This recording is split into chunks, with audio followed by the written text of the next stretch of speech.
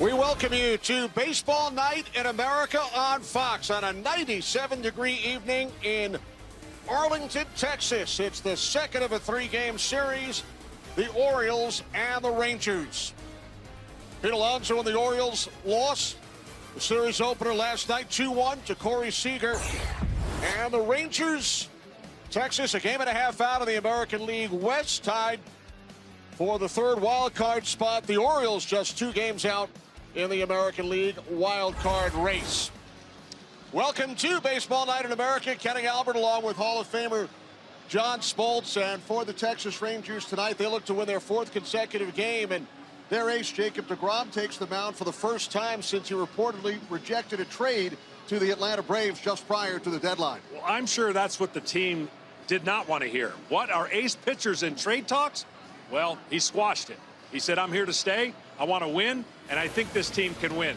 So for Jacob deGrom, his career speaks for itself. When healthy, one of the nastiest pitchers in all of baseball.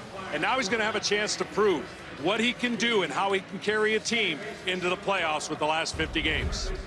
On the other side, the Baltimore Orioles did make a big deal, sending catcher Adley Rutschman to the Boston Red Sox. But as you saw, the Orioles still alive, 2 games out in the wild card. Yeah, and their manager's telling them, keep your chin up. You know, the trade deadline came and went. It looked like they didn't believe in the team by the moves they didn't make and the moves they did make. But 2 games back, and they're playing much better since July 1st. Their stars have to be a little bit better. They got to do a lot of things right to pass some teams, but they're in it. And this team thinks they have what it takes in a wide-open American League. Orioles looking for revenge following the loss last night here in Arlington. It's the Rangers and the Orioles next. Baseball Night in America on Fox.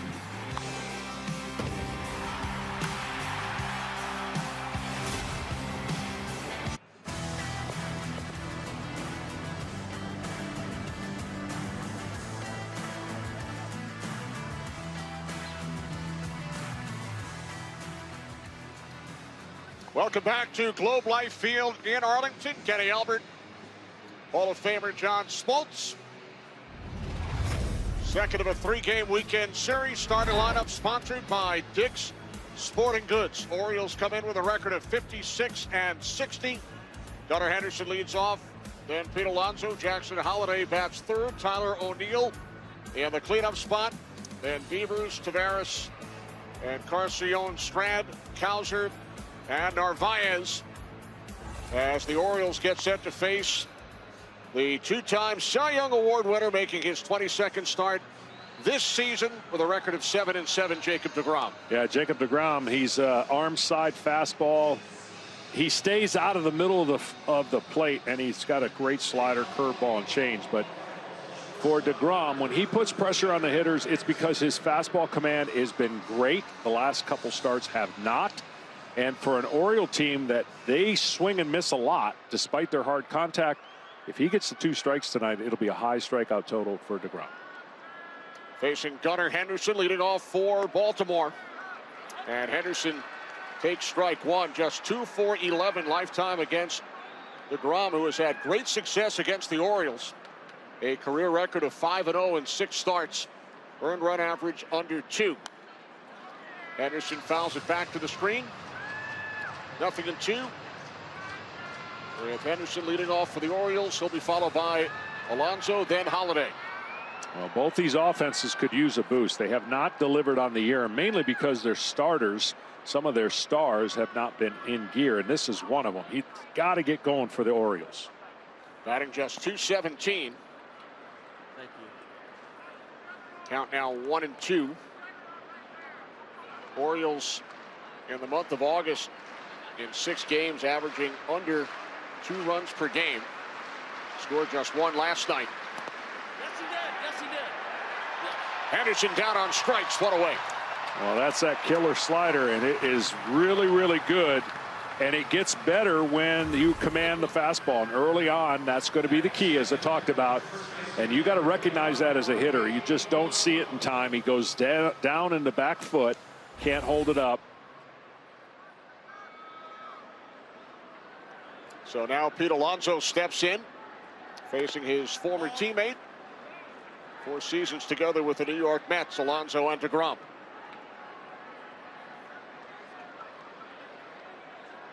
Alonso leading the Orioles in home runs and runs batted in. 0 for 4 in last night's game.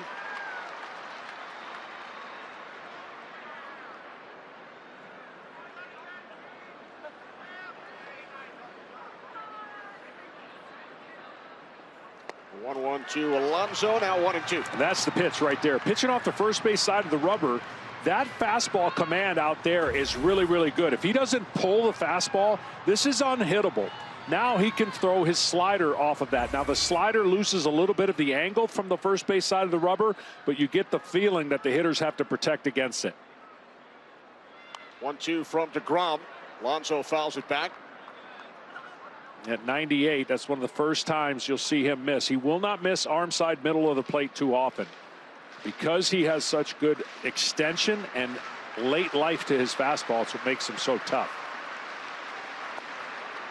2-2. But the angle I'm talking about, when you have a really good slider, he's a unique pitcher that pitches off the first base side of the rubber. If you're on the third base side of the rubber, you have a better angle against the right-handers to throw that slider. So he has less room for error on the first base side where he's got to start the slider. Alonso down on strikes. 2 up, 2 down, 2 strikeouts for Jacob DeGrom. And all of it's going to be, again, because the hitter doesn't want to be beat with 99-mile-an-hour fastball. He sees that as a fastball coming out of the hand. It's too late. Body goes forward. And that's what makes DeGrom so special. And that's what has made the Orioles tough this year. Yes, they hit the ball hard, but they swing and miss a lot. With 2 away, Jackson Holliday takes a called strike.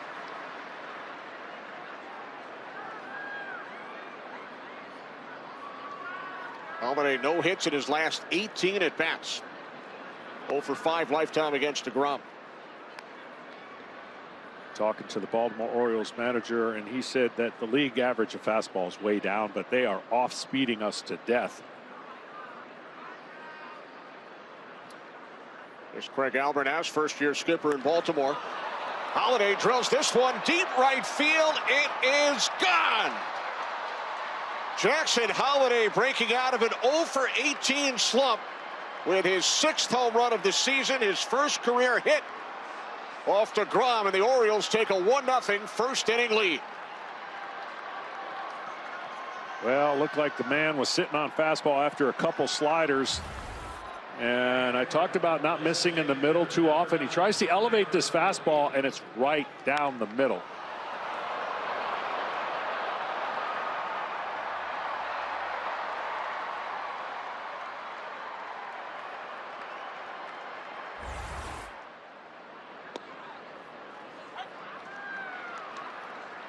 Here comes one of those first-inning challenges that I will never understand. I just will never understand in a non-leverage situation, first pitch, Baltimore has 2 challenges remaining. Even if you get it right.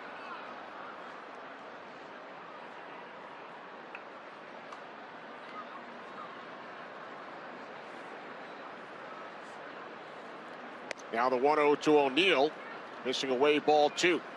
So after DeGrom struck out Henderson and Alonso to start this game, he was taken deep by the 22-year-old Holliday.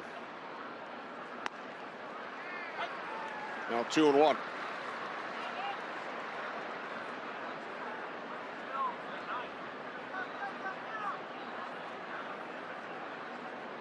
O'Neill has struck out in both career plate appearances against Jacob DeGrom. DeGrom falling behind here, 3-1.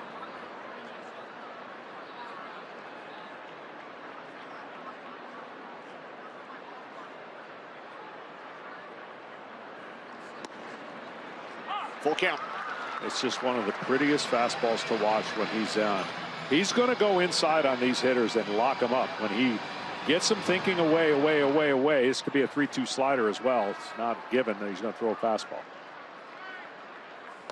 Payoff pitch to O'Neill. DeGrom missing away, ball 4. So the Orioles have a 2-out base runner.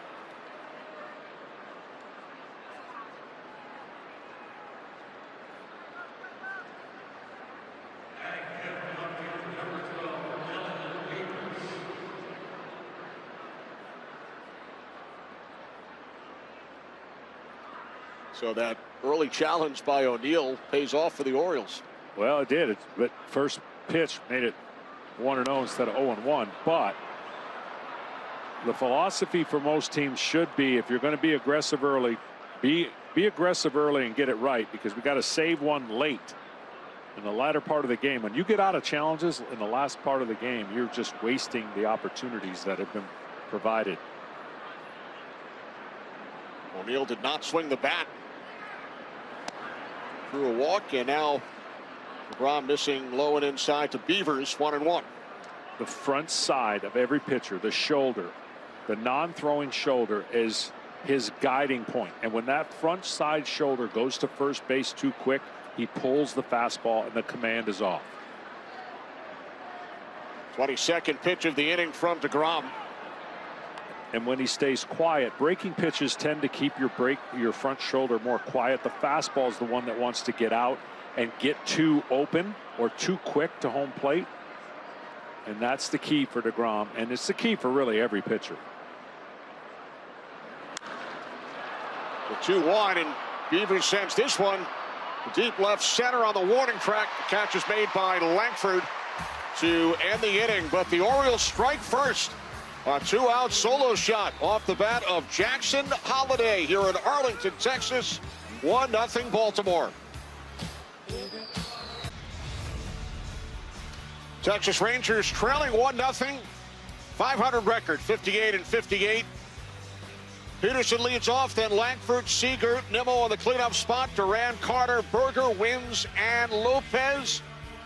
As the Rangers face the 29-year-old right-hander, record of 7-10 this season in 22 starts, Kyle Bradish. Well, this guy's going to have a breakout year, and he's got the kind of stuff to do it. The numbers don't quite add up, and the biggest part of his game, he's got to throw more strikes early. If he throws strikes early, he's going to have them eaten out of his hand. He's got 4 dynamic pitches, and pitching to contact's not the worst thing in the world for Kyle. Strike one to Jock Peterson,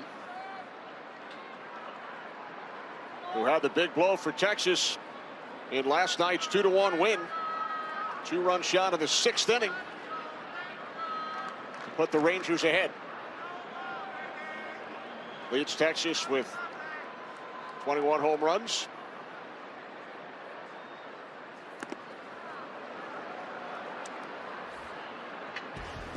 And we take you back to the 6th inning in last night's game. Off Shane Baz, who went the distance for the Orioles, but taken deep by Peterson in the 6th. First career complete game for Baz in the losing effort.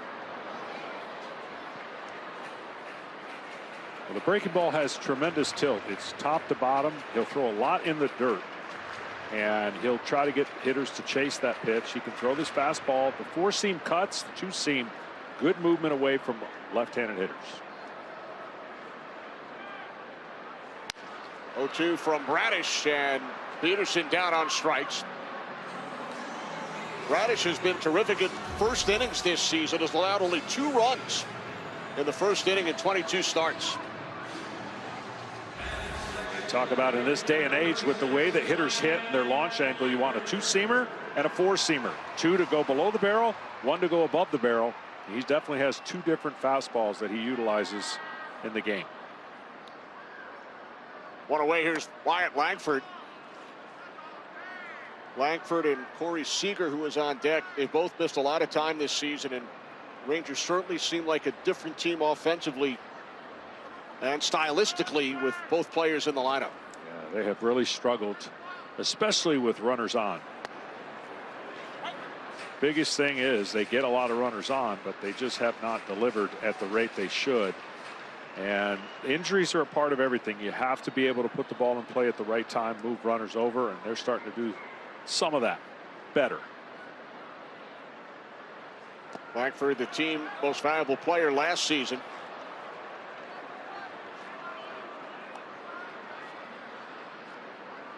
Seager on deck. Orioles out to a 1-0 lead. This should be a high fastball. He has really struggled with velocity, and especially velocity up He got him to chase a breaking ball. See if he climbs the ladder with a fastball up in the zone.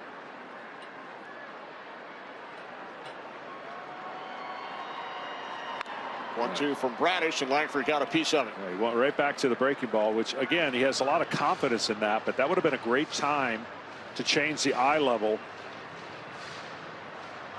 of Wyatt.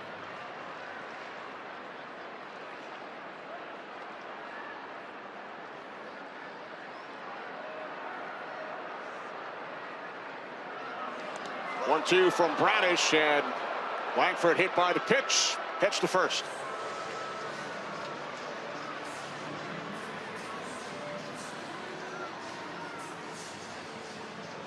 That was a gift, and the gift he knows on the mound that he gave one away. He had the hitter completely done, and he tries to front door, I think, this sinker. It just gets in away from him, and Langford doesn't want to get hit to get on base, but based on the way that he was set up, he'll take it.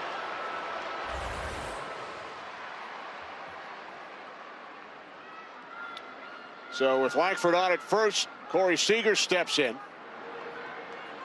Seager playing in his 58th game. He's missed half the season. That's the pitch that surprises me, because he normally handles fastballs, and he has been really bad on fastballs and a lot of swing and misses. So he's out of sync. The injuries, the time missed, all has got him in a little bit of a funk.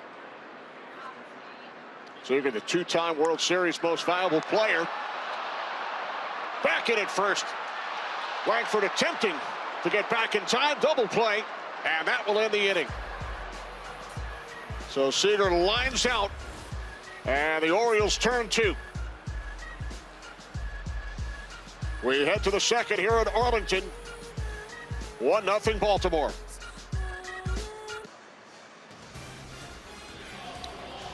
Tonight's telecast is sponsored by Progressive Insurance.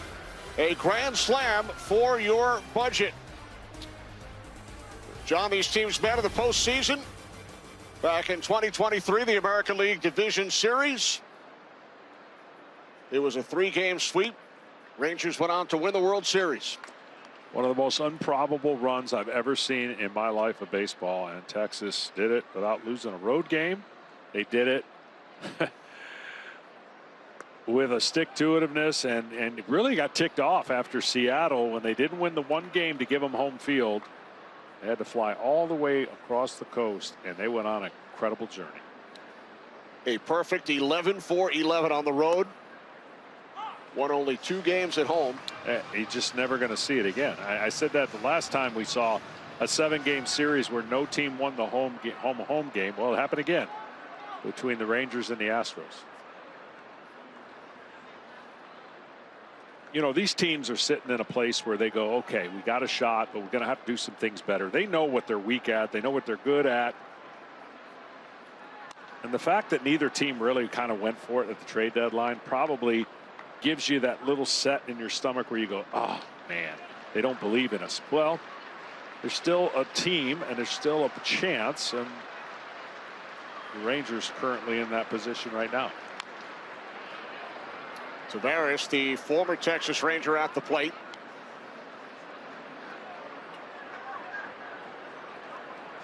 Had 2 hits in last night's game.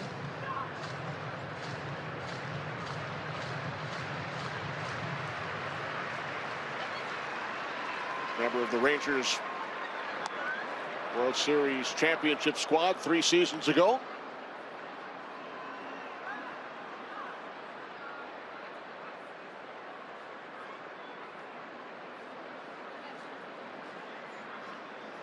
Payoff pitch from DeGrom. That is strikeout number 3. And that is knowing the player. As many pitches that this team sees, and they see a lot of pitches per at bats, and they get their walks, but with 2 strikes is their Achilles heel. So if you think a guy's going to be aggressive, you make a pitch look like it might be a strike and get it out of the strike zone for a swing and a miss. Here's Encarnacion Strand, came over from the Cincinnati Reds organization back in early April. Got off to a hot start with the Orioles.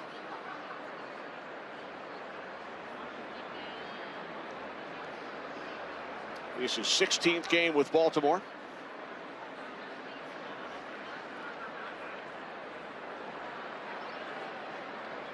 Jacob deGrom, John, now 11 strikeouts shy of 2,000. He's a strikeout machine, especially when he is healthy. He is and can dominate a game by himself. And it's that right there. And anytime he wanted. When he came into the league, he could do that anytime he wanted. It was a gift. I'm sorry, he could do anytime he wanted on the inside part of the plate. He had such great arm side command, but where he has gone to the elite level is now he has glove side command. Now he can get the ball away to the right-handed hitters, but getting it in was so easy for him in his beginning of his career. Strikeout number 4 tonight, now 10 shy of 2,000, and coming into this game, over his first 270 major league appearances,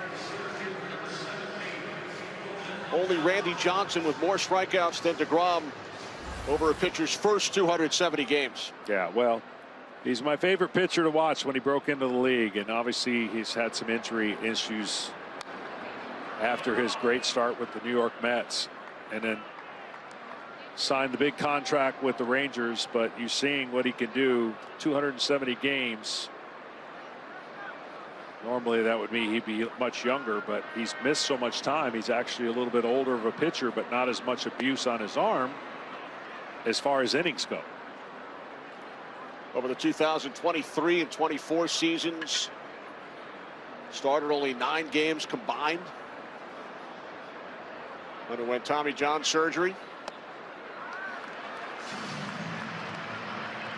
Was the American League Comeback Player of the Year last season.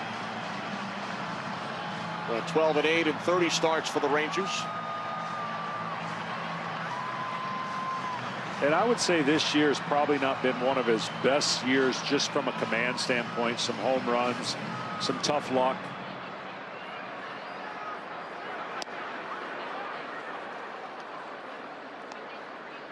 Give or take 6 more starts for the rest of the season. If the Rangers are going to do anything and get to that postseason, they got to win 5 of the 6 games that he pitches.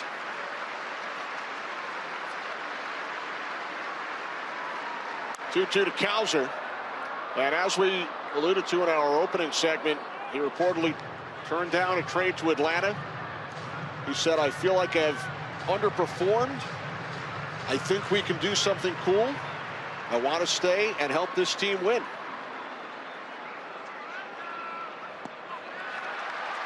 deGrom strikes out the side. Taveras, Encarnacion Strand, and Cowser in the second inning.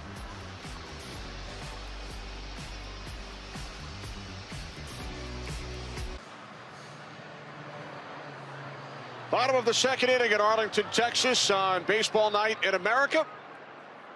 Orioles with a 1-0 lead over the Rangers. Brandon Nimmo leading off for Texas.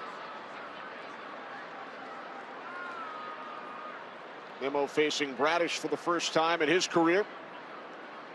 Batting .274 on the season.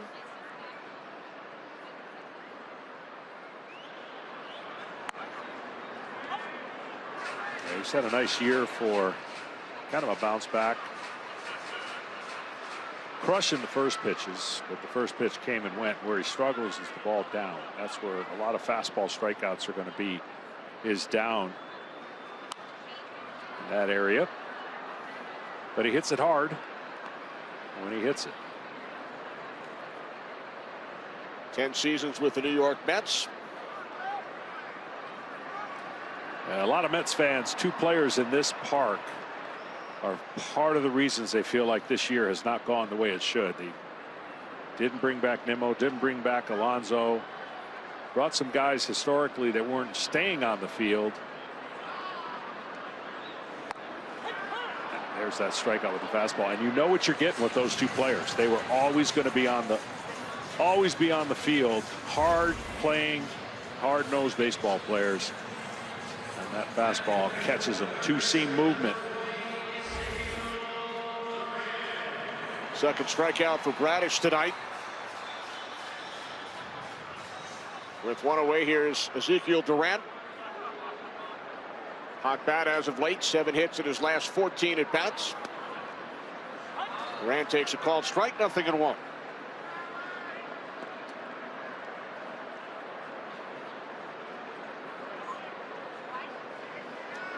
"13 home runs on the season for Durant. That's one shy of his career high set back in 2023.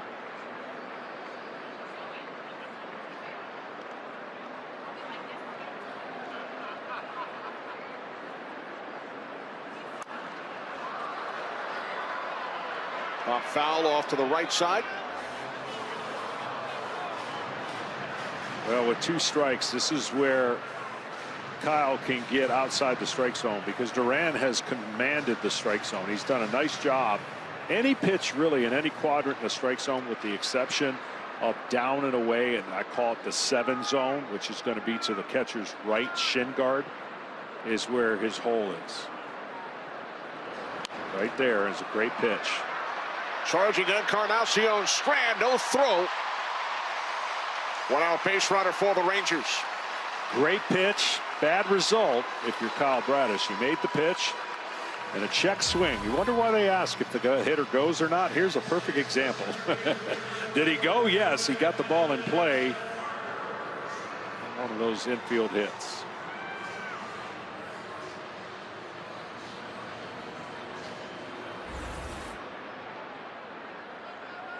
First hit of the game for Texas. They had only 3 in the win last night. First pitch to Evan Carter, in for a called strike, 0-1. Carter 0 for his last 14. Batting average under 200. Durant takes his lead off first, 1 out. Bottom of the 2nd inning at Arlington. 1-1.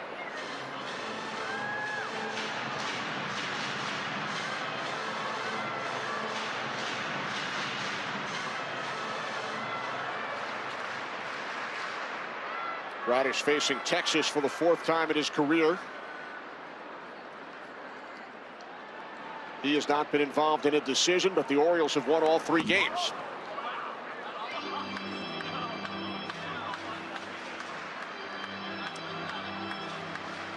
Well, with 2 strikes again, Bradish, the ability to put hitters away. Carter, who's got an electric bat but struggled this year, has really struggled with breaking balls inside.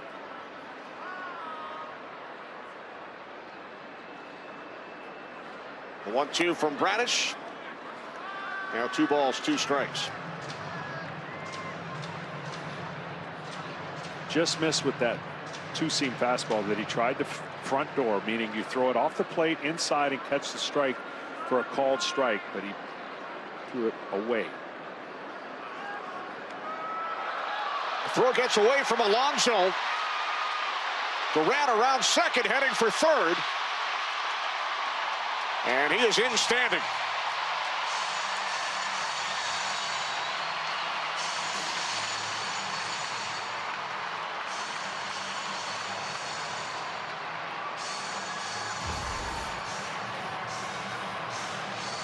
Well, that throw got Alonso to reach across the sliding runner and didn't get far enough to get to it. The speed easily gets Duran to third base, and now Bradish really's got to think about the strikeout ball, right? 2-2 count, something breaking that'll give him a swing over the top.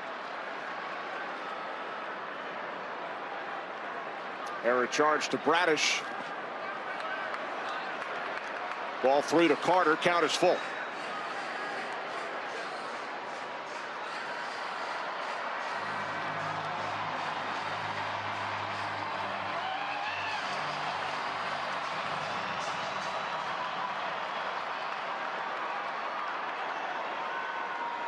Durant takes his lead off third. Berger on deck. Infield in.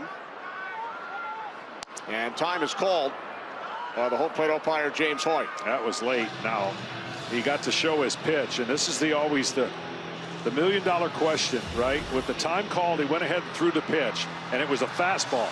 Now what? Do you go back to it? The hitter saw what it was. I personally would go to the breaking ball down towards the back foot. But doesn't look like they are. with the infield in, throw to the plate. Safe. The Rangers tie the game at 1. Well, Henderson couldn't see the break.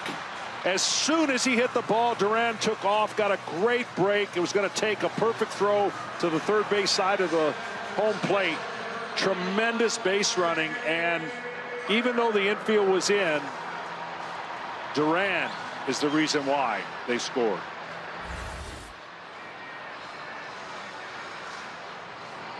Instincts are the difference between bang-bang plays at just about every base, and the instincts there for Duran were great. First pitch to Berger, missing low and away, ball 1. It's interesting, last year's World Series was determined by the lack of instincts, where the Dodgers had all that plays that Meehan made, and the Blue Jays were a half-inch away at home plate from crowning a championship. But that conservative approach and getting doubled off the night before really cost them. And that's the beauty of baseball, that still can be played in a matter of inches. So close. Now 1-2 on Berger, who leads the Rangers with 66 runs batted in this season.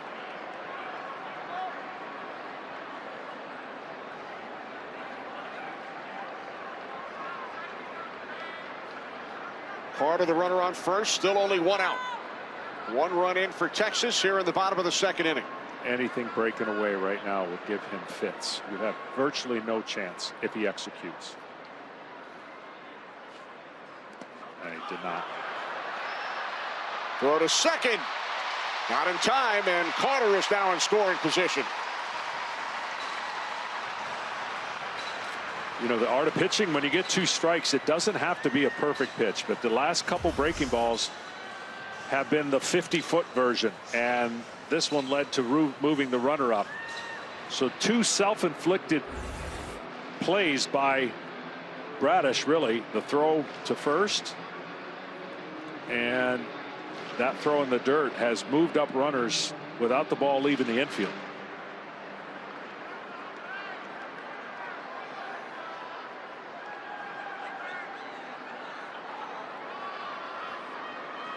Two from Bradish. Count is full. So Bradish committing the throwing error earlier in the inning. Now the wild pitch, allowing the base runners to move up. Bradish tried to barehand it. Henderson charging, can't make the play. Throw to the plate, out of the glove of the Orioles catcher Narvaez, and the Rangers now lead 2-1. I mean, this video you're going to want to destroy for this inning, because he was out at home plate. Any good throw at all, but the aggressive style here, and a team that has not scored a lot of runs. You understand the barehand play, but then he notices he's going, he throws it at home, and it's wide so that the catcher has to try to catch and swipe. This has been not the inning the Baltimore Orioles are going to look back and go, that was one of their not finer moments.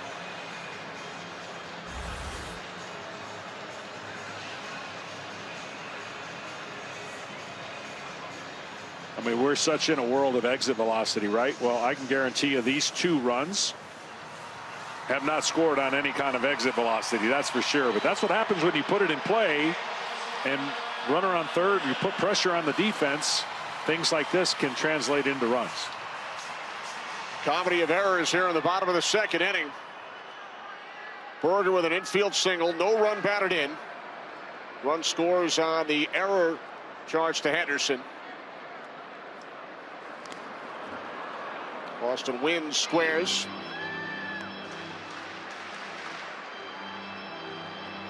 Still no balls out of the infield, and the Rangers have scored twice. Yeah, I just can't tell you as a former pitcher how incredibly difficult that is. And look, part of the reason why some of these pitchers early on in the season were chasing so much strikeout is that stat we just showed you. The defense, not great for the Baltimore Orioles. Wins the former Oriole with a base hit into center field, moving Berger to second. When you're chasing teams and you're trying to climb the standings in the playoffs, this is the team before you that you know you got to beat. Last night had to be tough. Get the runner thrown out, the tying run in 9th inning last night, and now you get a home run from Holiday and you gift the Rangers 2 runs.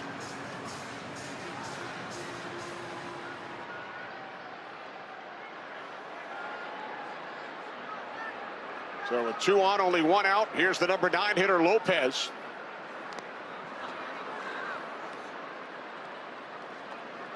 Lopez, not known for his power, does not have any launch angle, no swing up at all. As a matter of fact, he has the lowest launch angle in all of baseball. So he's going to bunt. He's going to do the little things. He's going to play winning baseball without trying to launch the baseball at home plate. Started the season with the Cubs, playing on his 6th major league team.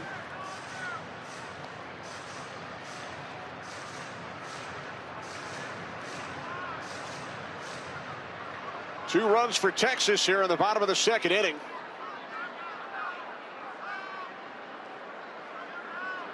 Orioles have committed 2 errors.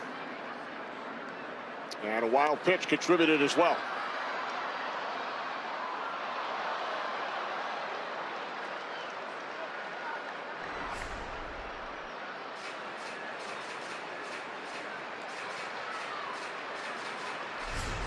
One ball, 2 strike count. Jock Peterson waiting on deck.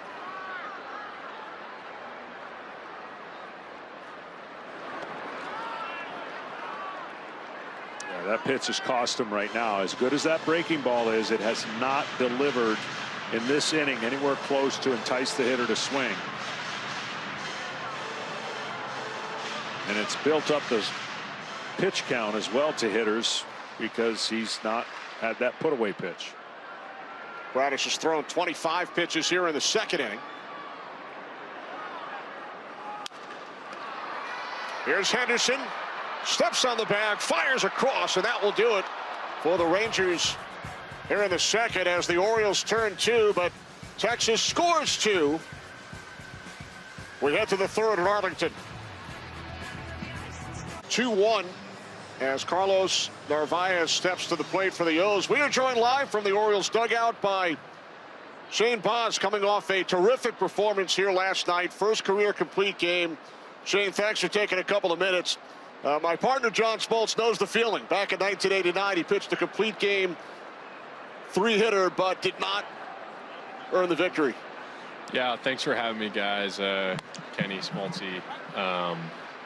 Hope you guys are well, but yeah, you know, it's not the cool one, but you know, I think it's a good sign. But yeah, you know, it's always tough when you can't come out with the win. One of the things that both you guys share, and well, unfortunately too many guys share, Tommy John, and coming back from injury and getting healthy again. What's the biggest thing you've learned missing that time and now getting a chance to go out there and do what you love? Yeah, I mean, I think you have a whole new kind of gratitude for it. You know, you're a lot more, you don't take stuff for granted as much. You know, I felt like when I was 20, 21 years old, I was straight rolling out of bed, and it was 97, 98. And, you know, just, I think now I'm a lot smarter with just kind of how I get my body ready on game day, and, you know, being smarter with the stuff I'm doing in between. You know, I think just being a little more precise with some of my stuff has helped me a lot of just staying healthy and being able to eat innings. And Shane, how about the acclimation to Baltimore as you play some defense here? How have you enjoyed the time in Baltimore and playing with the Orioles organization? I mean, it's been great. You know, we got a great clubhouse. Albernez has been, I mean, you'd never think it's his first year managing. Obviously, he's been around the game a long time and been on big league coaching staffs and stuff like that. So he's been amazing. You know, the pitching staff here has been awesome. I really can't complain. You know, it's I think it's just a good fit for me and my family and stuff, and it's been really good. Narvaez down on strikes. Big trade, obviously, earlier this week with Rutschman heading to the Red Sox organization. What was some of the talk in the clubhouse amongst the players? You guys are still in it, 2 games out of the wild card race. Yeah, we're in it. That's been kind of the main theme of stuff of, like, you know, I think being in Tampa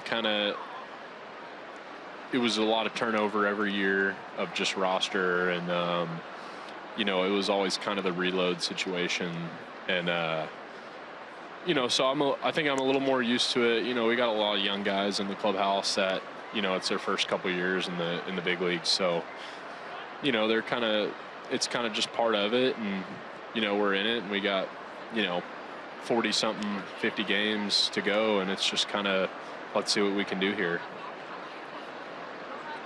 One away with Gunnar Henderson at the plate. Shane, do you have any questions for my partner?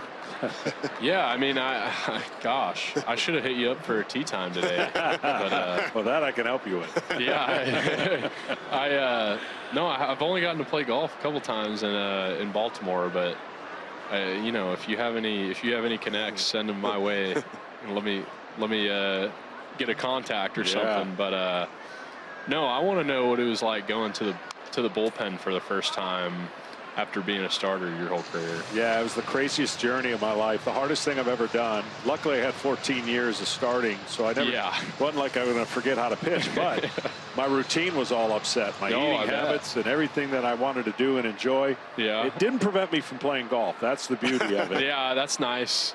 You know, oh, that's right on me.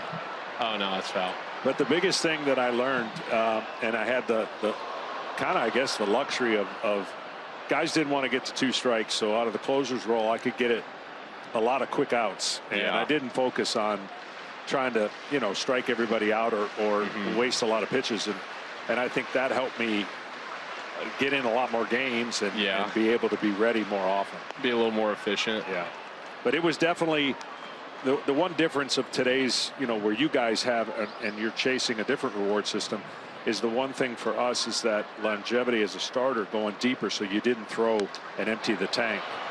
So as a closer, I could throw harder, but as a starter, I didn't want to throw at that velocity. Yeah. But no, I was a big fan. I've kind of gotten into some sports cards here, so I'll have to find some of yours and add them to the collection. I'm going just vintage pitchers right now, so you're definitely on that list. I appreciate it. Who are some of the other favorites on that list, Shane? Right now, I'm like, I've got some Nolan Ryan. That's kind of an easy one.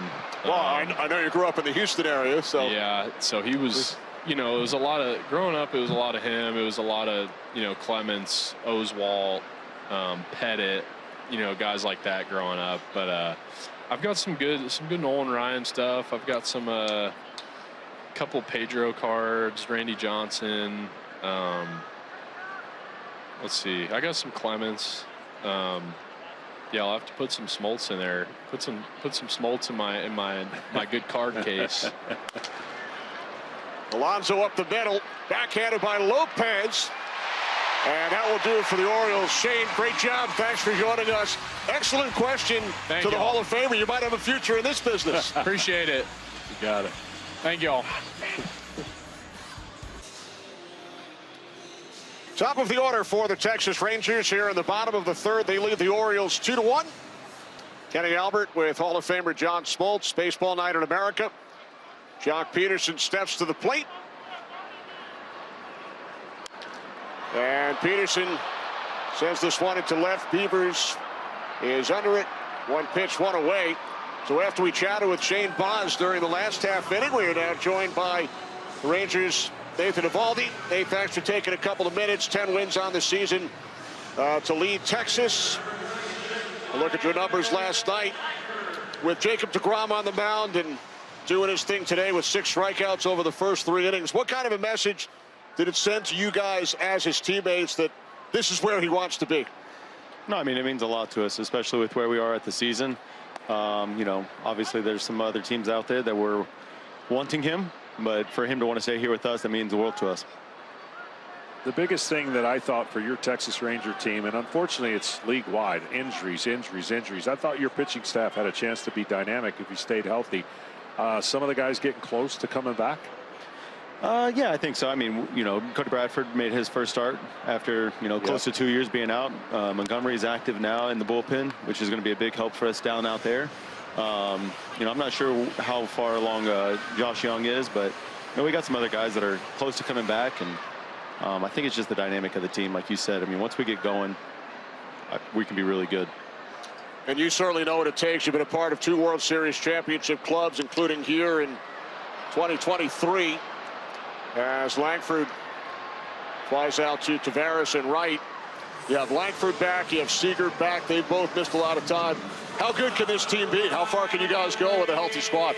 Yeah, I mean, once we get, like you said, we haven't had those 2 guys in a long time, and having Seager back, getting him out there and having the consecutive at-bats, I mean, you add him to any part of the lineup, and I mean, it changes the whole dynamic of what we've got going. And then I think also, too, it's like if you get, you know, deGrom, me, and Gore going on the mound, going a little deeper into the games, I think we can also help carry the team along the way. Lastly, for me, I mean, you have been stalwart in the league. What have you learned as each year passes and you get a chance to go on the mound deeper and deeper? What have you learned about later in life being a pitcher? I mean, that's kind of a tough one. I feel like as of recently, you're not always going to feel your best, but you're going to go out there and, you know, find a way to go out there and compete and try to go as deep as you can. I felt like last night I didn't have my best stuff velocity-wise, but going out there making sure that I'm changing the way I pitch, trying to keep them off balance, read the swings, try to get quick outs when you can, try to prevent those long innings. I feel like, you know, just from my previous start against the Astros, I was out there nibbling a little too much and really not attacking as well as I should have. And last night I was just trying to challenge the guys with, you know, all of my pitches and fill up the zone and try to get some quick outs. Speaking of quick outs, a quick bottom of the 3rd. Nate, thanks for joining us. Yeah, of course. Thanks for having me, guys. An 8-pitch bottom of the 3rd for Kyle Bradish.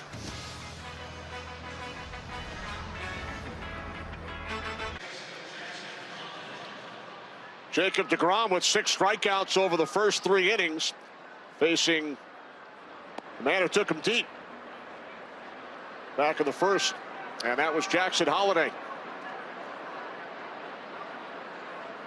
His 6th home run of the season gave Baltimore a 1-0 lead. Rangers came back with 2 runs in the bottom of the 2nd inning, and that is where we stand.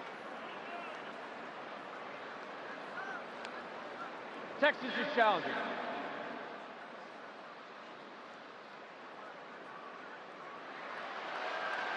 Texas has 2 challenges remaining. It's so amazing when it touches the top of the ball, both on the bottom of the zone or the top of the zone. And look, I mean, catchers are going to have the best chance of knowing this stuff. The hitter be the 2nd best. Pitcher, never, ever let him challenge a pitch. Saw one the other night for the Baltimore Orioles, and it was nowhere close. What do you think your philosophy would have been when you were on the mound with regard to challenges, whether catcher, I would have batter, yourself on the mound? Yeah, I would have been real good with my catcher, saying he knows the style and where I want to get those strikes, but he would I'd have full confidence in him and having the reins. 2-2 from deGrom. Tell you what, for a young hitter, that's a great pitch to lay off of. And if for deGrom, you're like, there's no way you can lay off of that again. Payoff pitch to Holliday, and this time it's deGrom who wins the battle, his 7th strikeout tonight. Well, deGrom was right. There's no way you can lay off of it twice in a row. He went back to it, but for deGrom, he has made a living on being able to get guys to chase low. He's made one mistake. That mistake up in the middle was the home run, but he has absolutely been great down in the zone with that tight slider. The one thing that DeGrom over his years, he's been able to shape his slider in different ways. I mentioned how he throws it from the first base side of the rubber, so he loses a portion of that angle because he's got to start the ball on the outer part of the plate, make it look like a strike, and then obviously dive away. But when he gets 2 strikes on you, you are at such a disadvantage, and he'll put you away. Facing O'Neill, who walked back in the first inning. And that puts an end to the streak. DeGrom had retired 8 consecutive Orioles.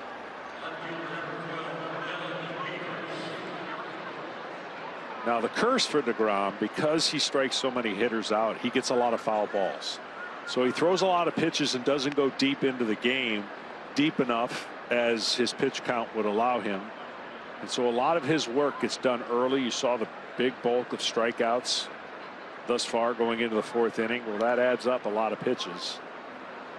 And for the Rangers, they're going to need Jacob DeGrom to eat up a lot of innings in the remainder of this season for them to punch a ticket.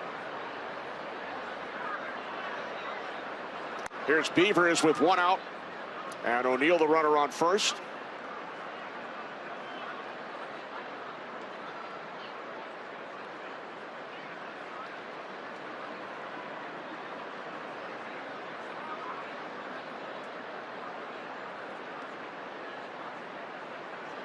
The 1-0 from DeGrom, in for a called strike, now 1-1. I always said as a pitcher, if there's one superpower I could have, it would be reading the hitter's mind to know, is he ready to swing or is he in full out take? Boy, that would alleviate so much stress and what to throw. I'm pretty sure you had many superpowers. Well, that would have been the favorite one. The Rangers turn 2.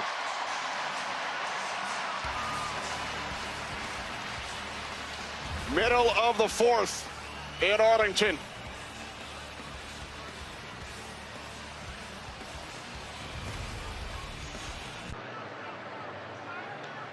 Kyle Bradish and the Orioles trailing the Rangers 2-1. Texas scoring both of their runs in the 2nd inning on 2 Orioles errors and a wild pitch. Brandon Nimmo leading off for the Rangers here in the bottom of the 4th. Struck out his first time up. Nimmo, Duran, and Carter for Texas.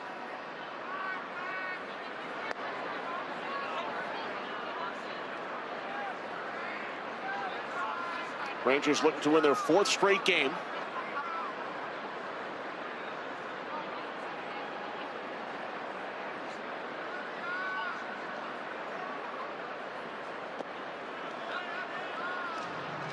Now 2-1 on Nimmo.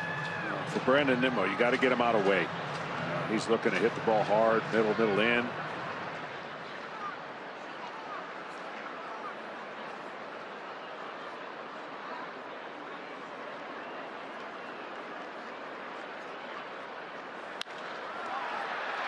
Nimmo with a base hit into right field, so the leadoff man on for the Rangers here in the 4th.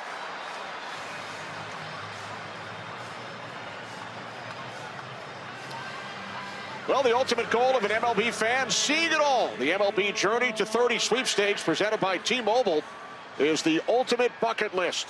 Enter now for your chance to win trips to all 30 ballparks. Yes, all 30. MLB.com/Journey to 30 sweeps.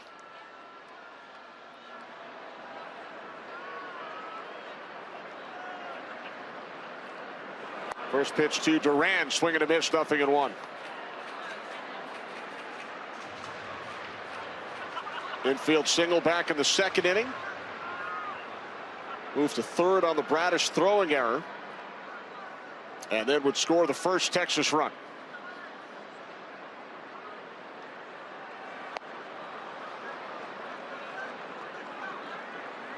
Much better location. Tight breaking ball, getting swing and misses out of Duran. Was pretty good against off-speed pitching. The difference is the runner on first hit a bad pitch, meaning a pitch that was in the zone that shouldn't have been in that location.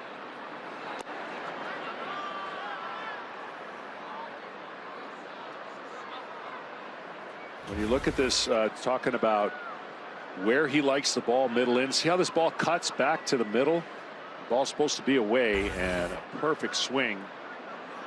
And a leadoff runner on for the Rangers.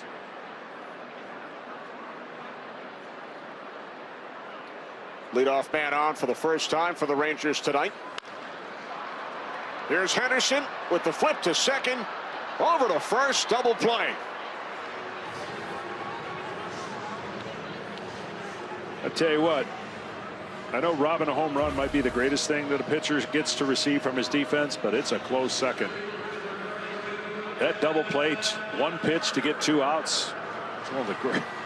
They say it's a pitcher's best friend.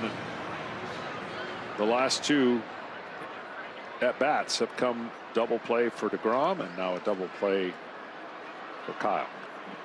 Now the Orioles have now turned 3 double plays over the first 4 innings.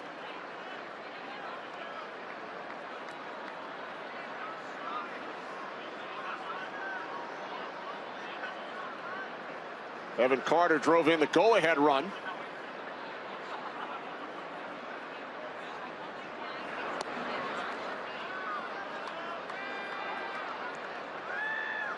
Radish behind in the count, 2-0.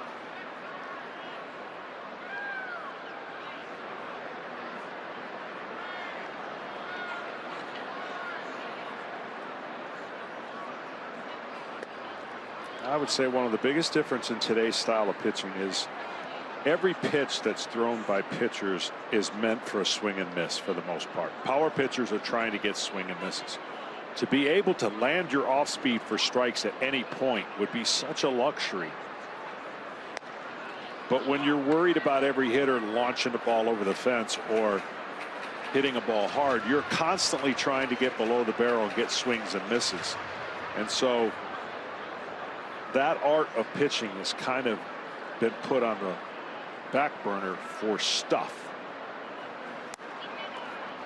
And that's why more pitches per inning, less innings, and injuries. They all are equivalent to the effort and the spin and the max velocity that these guys are having to deal and pitch with, because that's what clubs are asking them to do.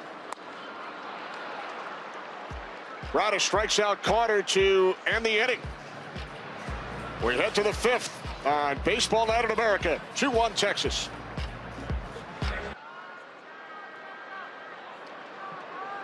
Top of the 5th at Arlington, Texas. First pitch from DeGrom to Tavares,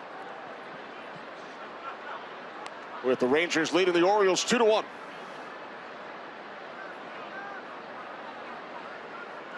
Jacob DeGrom, 7 strikeouts over the first 4 innings. Now 7 shy of 2,000 in his major league career. DeGrom now in his 13th season, 9 with the New York Mets, and his 4th with the Texas Rangers.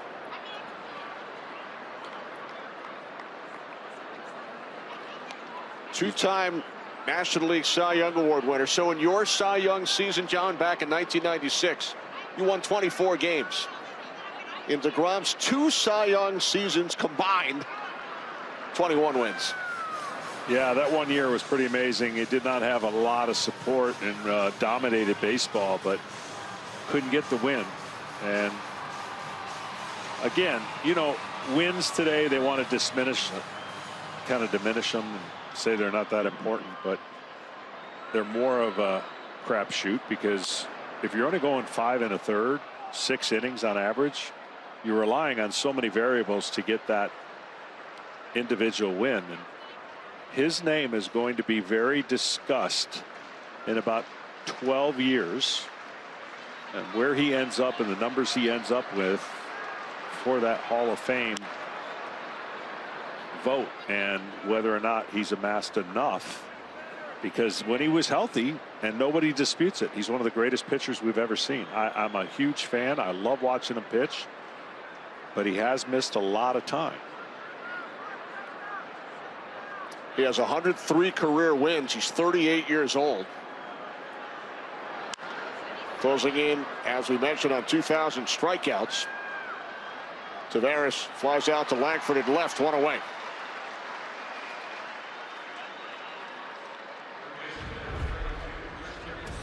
Delivering the win, sponsored by DQ. A look at some of the players who were on the move around Major League Baseball. Yeah, the obvious one was Skubal, and then you get some surprises here. And Clay Holmes. Base it into right field off the bat of Encarnacion Strand.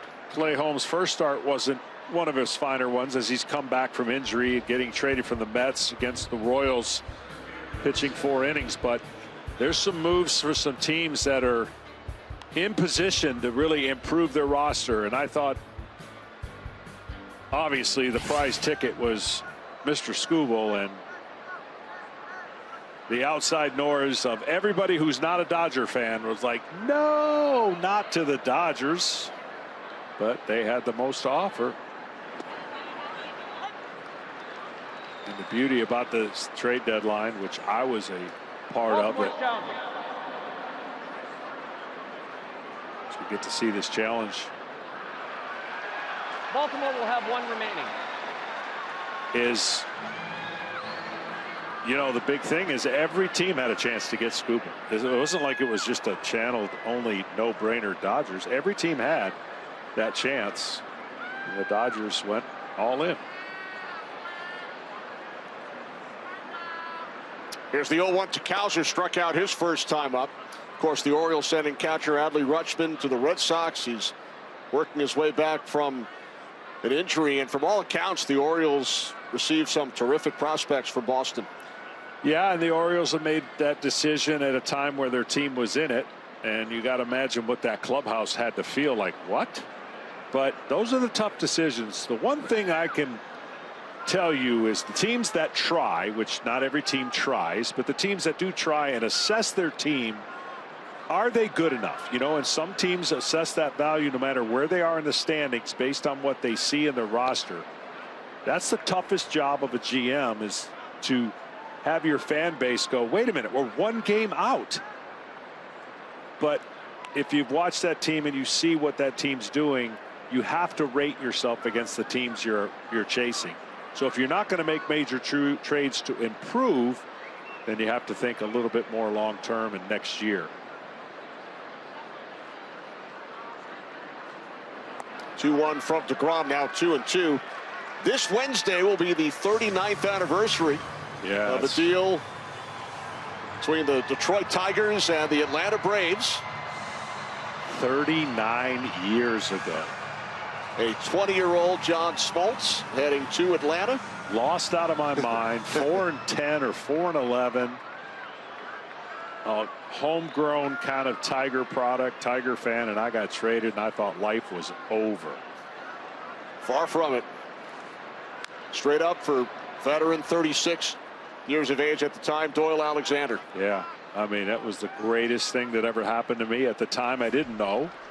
And you're going to see some of those trades in baseball today. You know, who knows what the Tigers were able to get for Skubal and what that develops for them and their future. Obviously, a lot to be determined after the season's over and getting the labor agreement signed. Cowser down on strikes. That is number 8 for Jacob DeGrom tonight. This is an area I think that DeGrom can expose later in the game. Up, fastballs. Every hitter sees balls down, and then when they see that fastball up, boy, does it look juicy to them, but they have no chance to catch up with that pitch.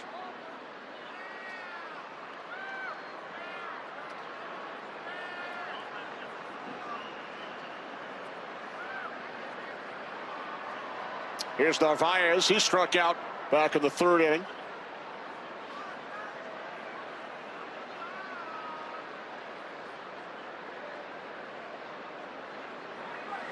Where were you when you found out about the deal? I was at Glens Falls, New York.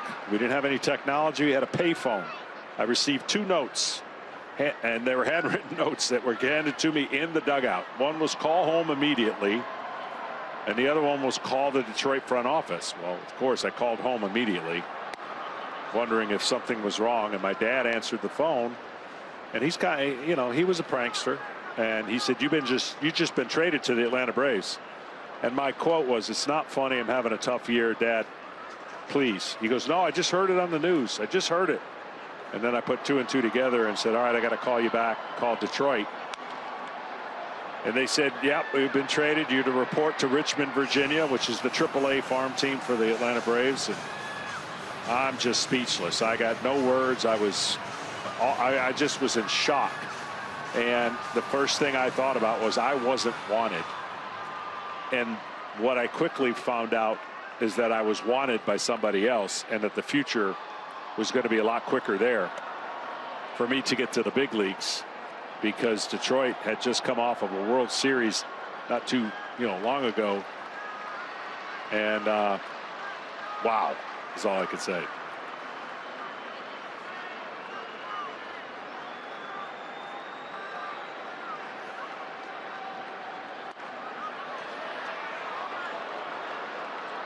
From Glens Falls, New York to Cooperstown, New York. Yeah, that's crazy. I still remember seeing all the young talent and all the coaches that Atlanta had. Detroit did not have the coaching. They were bare minimum with coaching. We had one coach in Double-A. We didn't even have no pitching coach, no hitting coach, nothing. Just one coach, manager. Strikeout number 9. That will end the inning.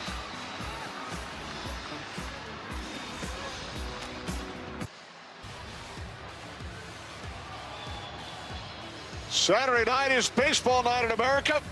Next week, 2 of the best of the National League square off as the Brewers take on Shohei and the Dodgers. Some of you will see the Diamondbacks and the Braves, or the Red Sox and the Pirates. Check local listings for the game in your area next Saturday, 7 Eastern on Fox. Kyle Bradish and the Orioles trailing 2-1. Jake Berger at the plate, bottom of the 5th inning. An infield single, his first time up.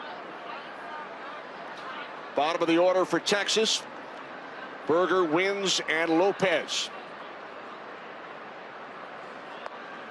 Got a little research between innings. You were in the dugout in Glens Falls, New York, when you found out you were traded. Cooperstown, 94 miles southwest of Glens Falls, about an hour-and-a-half drive, and a baseball lifetime in between those 2 moments. The trade back in 1987, and then your induction into the Baseball Hall of Fame back in 2015, and you were there a couple of weeks ago. Yeah. As another former teammate of yours, Andrew Jones, became one of the newest inductees in Cooperstown. Berger down on strikes. That's the 4th strikeout for Bradish. How was the weekend? I know you always try to get back. Yeah, it was great. Obviously, I'd been pushing hard for Andrew's induction. Took a long time, but nothing made me more proud than to see the full circle moment of him get enshrined. It really kind of captures our run, and all the way from Freddie and Maddox and Glavine and myself and Chipper and Bobby, of course. There'll be another Brave that goes in, but it'll be a while. And that's going to be Freddie Freeman. But the fact that, Andrew so impacted my career as a center fielder, a fly ball pitcher. He saved so many runs and gave me the opportunity to be who I was. So glad to see it. And of course, anytime you get a chance to go back and just be in a room with some of the greatest players in the world, I pinch myself every year. And like I said, I'm going to try to get to everyone I possibly can. Missed one because of a hip replacement, but made the rest. Who are some of the fellow Hall of Famers that you really enjoy seeing every year and spending some time with? Yeah, when you get in that room and you have that dinner, there's the egos of all the players that you would have when you have a regular team. You always have different personalities, and certainly that exists. You got the 500 or more home run table, the punch and Judy hitters, the over 300 win table. All those kind of things exist. But when I see Sandy Koufax, which I'm in awe of, not only how great he looks, but just the presence of Sandy. And that he has when he carries himself into a room. But guys like George Brett, who I just saw from afar, and the guys that you never get a chance to see hanging out playing golf or sitting at dinner, it's really cool to get their perspective. And you know, the guys I go in with, I'm seeing a lot, so I kind of tend to move around to Johnny Bench, you know, getting to see Reggie all the time, and it's just a really, really cool weekend of no stress.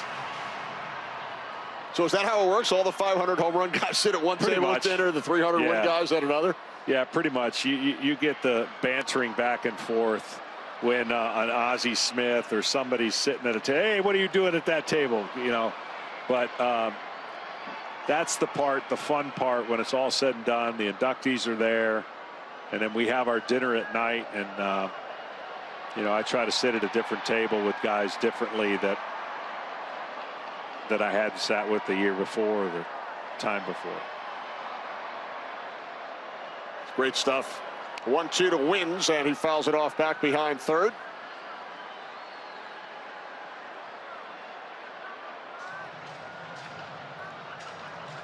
So 200 wins, and then when you add up all of the saves, do you have your own table? It's a good question. I like to sit next to Dennis Eckersley. We get thrown around with the two guys that, you know, were able to do it. But this year I sat with, you know, Trevor Hoffman, and the year before with Mariano Rivera. I mean, you're talking about two of the greatest. Raleigh Fingers. There's so many great, Lee Smith, so many Goose Gossage guys that did it their whole life. And, you know, I did it for 3 years and change. And my road was a unique one. I didn't plan it that way, but it organically happened. And to think that in my first year I was able to get 55 saves doesn't make any sense.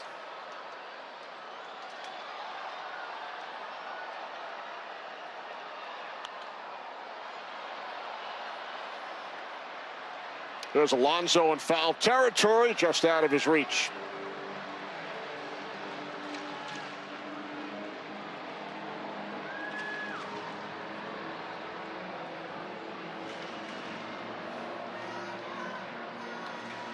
Peyton Gray up in the Rangers' pen.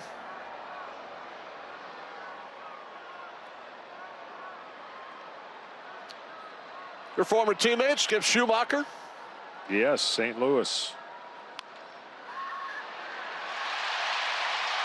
Base hit into left center. Off the bat of Wins. 10-pitch at bat. And Wins wins the battle. Yeah, he sure did. I mean, 10 pitches, getting a chance to see everything going right up the middle. Well, let's see if the Orioles kind of fit that fourth double play ball into this inning. Be tough to do against Lopez.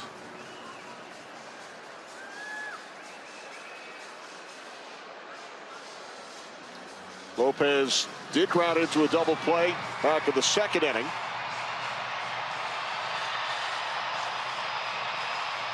One of three turned by the Orioles so far tonight.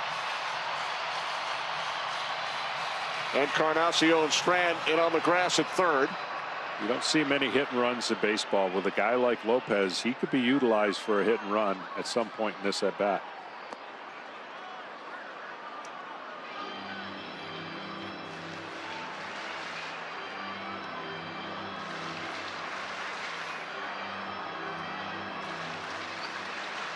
Wins the runner on first, one out. Bottom of the fifth inning with the Rangers leading by one. They won last night's game by this 2-1 score.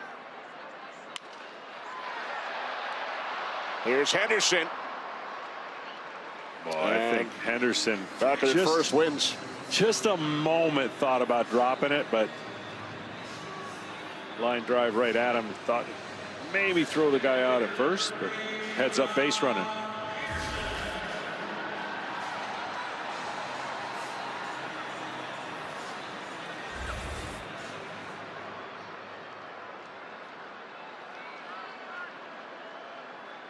So a 2 away. Here's Peterson. He's 0 for 2 tonight. Struck out and fly to left. 20 home runs off of right-handed pitching. Bounce back year after last year really struggling to get out of the gates.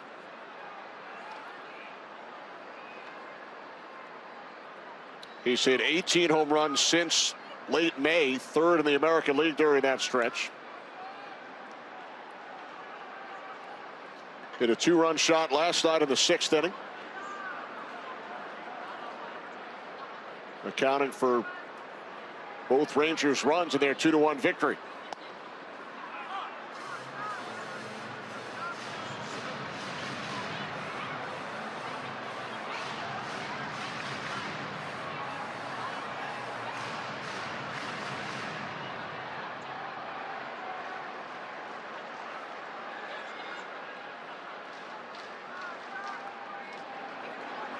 The 0-2 from Bradish. Now 1 ball, 2 strikes.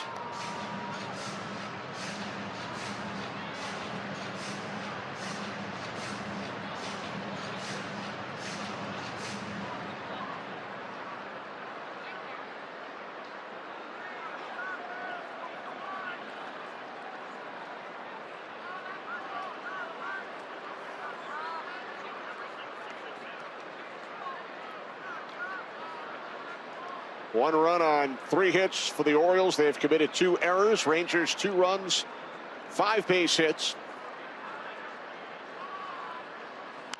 1-2 to Peterson. Fouls it off back behind third.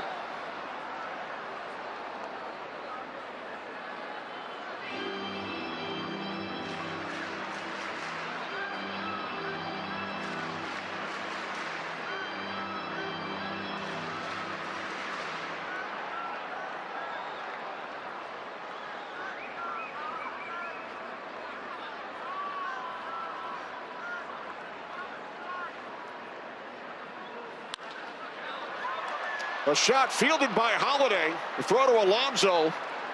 So Jock Peterson robbed of a base hit by the 22-year-old Jackson Holiday.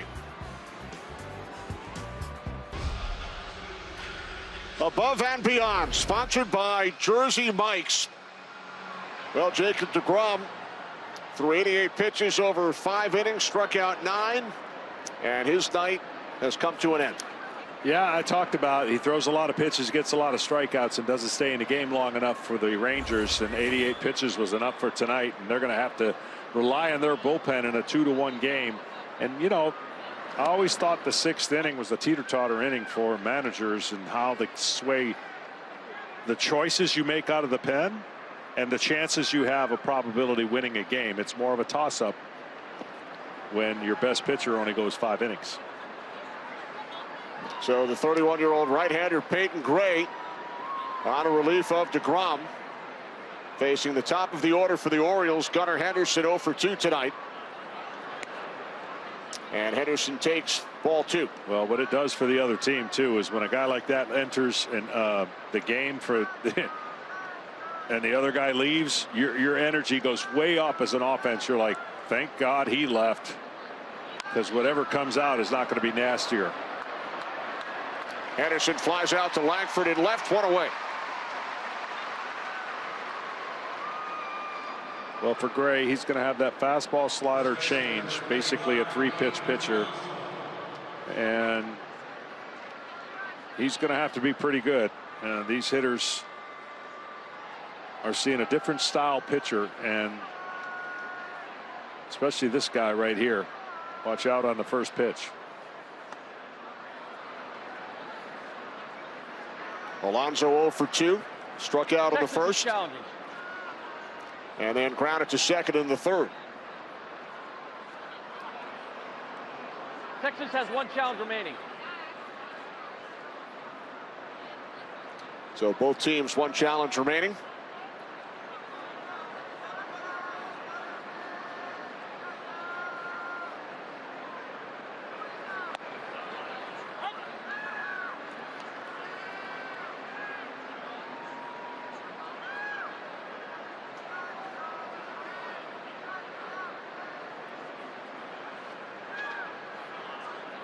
Here's the 1-1 from Gray to Alonso. Swing and a miss, 1-2.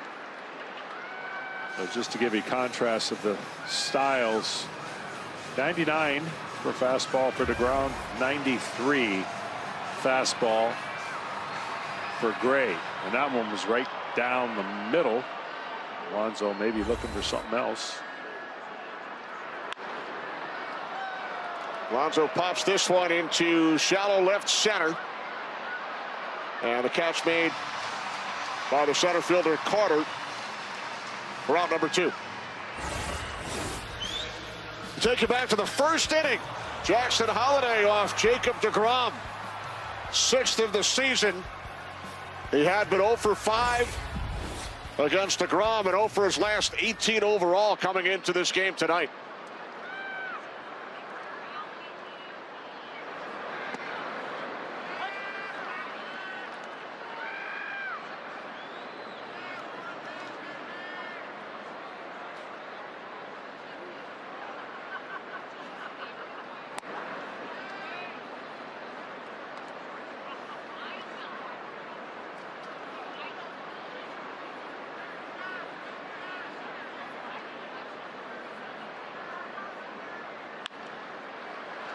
That's a fair ball. Fielded by Nimmo in right. Holliday in at second.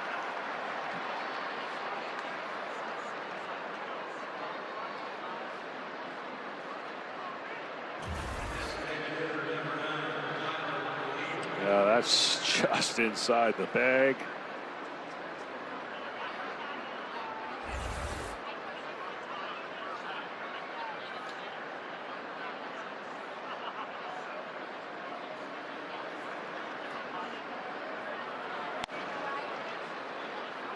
Ball 1 to Tyler O'Neill.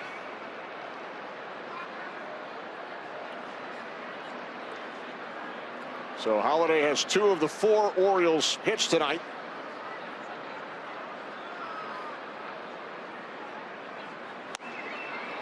There haven't been many chances for either team with runners in scoring position. The third at bat tonight with a runner in scoring position.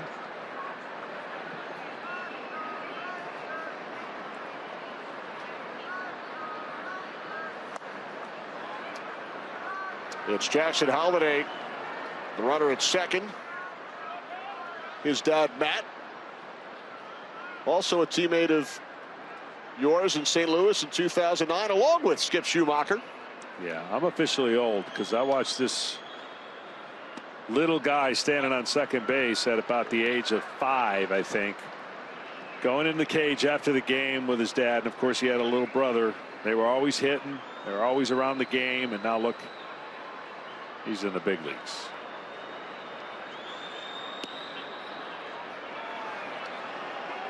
O'Neill draws a walk for the second time tonight, and the Orioles threatening with runners on first and second. Score big on authentic gear at MLBshop.com. From official jerseys and memorabilia to hats and hoodies, we've got the season covered. Scan the QR code or visit MLBshop.com, the official source for your favorite team gear.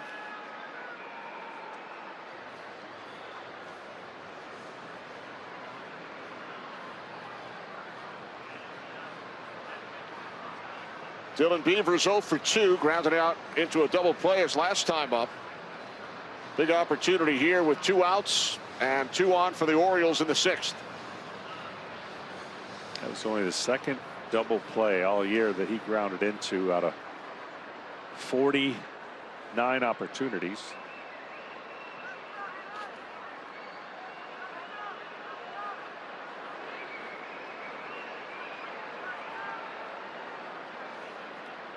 Facing Gray on in relief of DeGrom. And that's a foul ball, so the runners will return.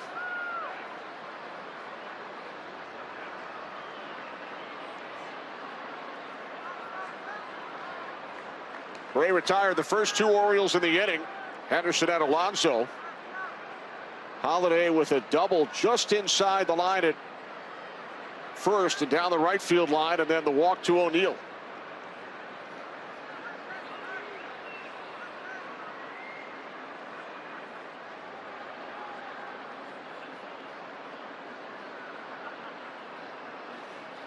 Gray delivers the 0-1 to Beavers.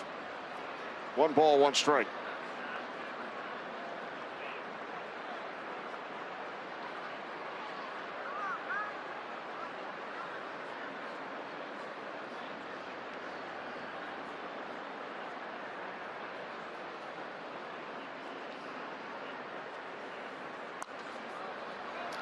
Fouled off back behind third. Now 1-2.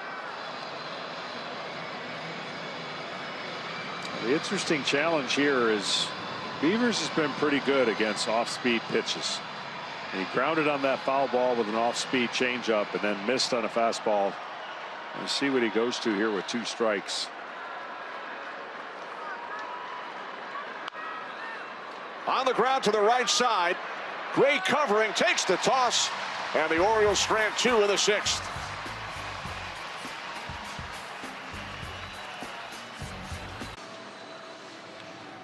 The MLB.TV trade deadline sale is here. Now available at the low price, $34.99 through August 9th. That's tomorrow. Blackout and other restrictions apply. Visit MLB.TV for details.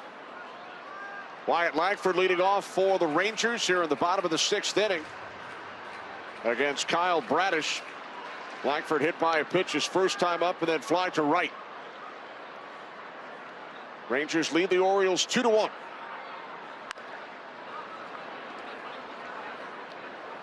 When we were speaking with Shane Baz, last night's Orioles starter who went the distance, took the loss, allowing only 3 hits, we referenced that back in 1989, you pitched a complete game 3-hitter, lost the game, and our statistician Ben Boma has been wondering all day and all night if you remember who hit the 2-run homer off you in that game.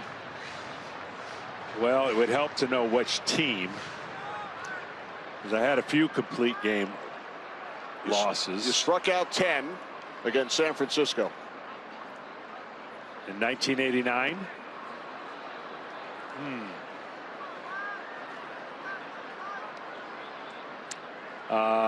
Was I facing Rick Russell? You were. Okay, getting warmer, because that was after the All-Star break, and Rick Russell was the starter, and I came in after him in the All-Star game that year. So now trying to figure out who hit the homer. I know I lost, obviously. I remembered that. You struck out 10. Yeah. I also hit Rick Russell. Encarnacion Strand, nice play. Okay. Throws out Langford. So, man. I mean, I want to say Will Clark, but I'll give you credit for remembering that it was Rick Russell on the mound. yeah, That's pretty good. Let's see. Man, oh man, just going back in time. I want to say Will Clark, but I don't think it was Will Clark, but that's where I'm going to go right now. It was not Will Clark. Okay. All right. You retired Clark all 4 times in that game. Gosh, who would it have been? I mean, that was a long time ago. I appreciate my man believing in me to give. Okay. All right. He's been waiting all day for this. Well, the hardest part for me is trying to remember who was on that team. I would know who it would be has 0 challenges remaining. if we went and gave the lineup. But okay. He came over to San Francisco from the New York Mets. I'm going to say Mitchell. Kevin Mitchell. Yeah, Kevin Mitchell would have been my next guess. I have a funny story about San Francisco where I believe it was Don Robinson, one of the old-time veteran pitchers, at a golf tournament, because I was struggling against San Francisco, especially early on over there. I felt like they had my pitches. Like I felt like I was tipping. That's the go-to when you struggle against a club. And Encarnacion Strand charging. Makes another terrific play to retire Seager. well, he had a few pops in him in the golf tournament, and he came over to me and he said, kid, we got your pitches. And I'm like, oh my gosh, thank you. He goes, no, we're not getting them from you. we're getting them from the catcher. And I went, oh, even better. And the signs were being given way too low. And the only person that did not want it on that team was Will Clark. But man, oh man, they were hitting balls, just tattooing balls left and right. And it was good to know that that was happening. Why did he tell you? He had a few pops in him. He was pitchers, you know, older veteran pitcher, kind of taking care of, like, he didn't tell us, you know, it's one thing. I remember doing it to a colleague of ours, and he's told the story, Dontrell. I just remember seeing a young Dontrell Willis and walking by him one day and said, check the film. I didn't tell him what we were getting, and I didn't kind of, you know, I just said, check the film. And he knew what that meant. And we weren't going to face him anymore that year. But it kind of a pitcher's code, if you can, when it doesn't cost your team anything. In 1991, we had John Smiley's every pitch he had thrown out of the stretch. So in Game 7, I'm pacing John Smiley. The goal was just get on base, boys. Just get on base, and we did. And now every pitcher in the whole universe has given up pitches and has tipped. It's up to your teammates, your pitching coach, and your team to make sure that you watch for that. And whatever it is, you got to make sure you don't do it. And tonight, Dontrell in our studio, along with Chris Myers. That's right. It comes full circle. Here's the 1-2, and Nimmo stays alive. Oral Hershiser, when I was a young pitcher, really helped me. Didn't have to. Really spoke some wisdom, you know, as a competitor on an elite organization. And you see that throughout the league. You know, you see young players, if they're willing to ask questions, are always seeking advice of the people before them. Well, we gave Shane Boz that opportunity to ask you a couple of questions earlier today. And, of course, the first one was about getting him onto a golf course. That's a smart one, too. And then it was baseball.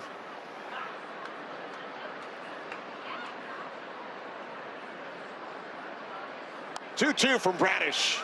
And Nimmo fights it off. People would be amazed on what it takes to be a big leaguer throughout the year. You have so many things you have to learn, like your eating habits, your discipline of when you work out, sleeping habits. They've got everything today. I mean, they got chefs and sleep studies and all the different nuances that technology has to aid them in being great.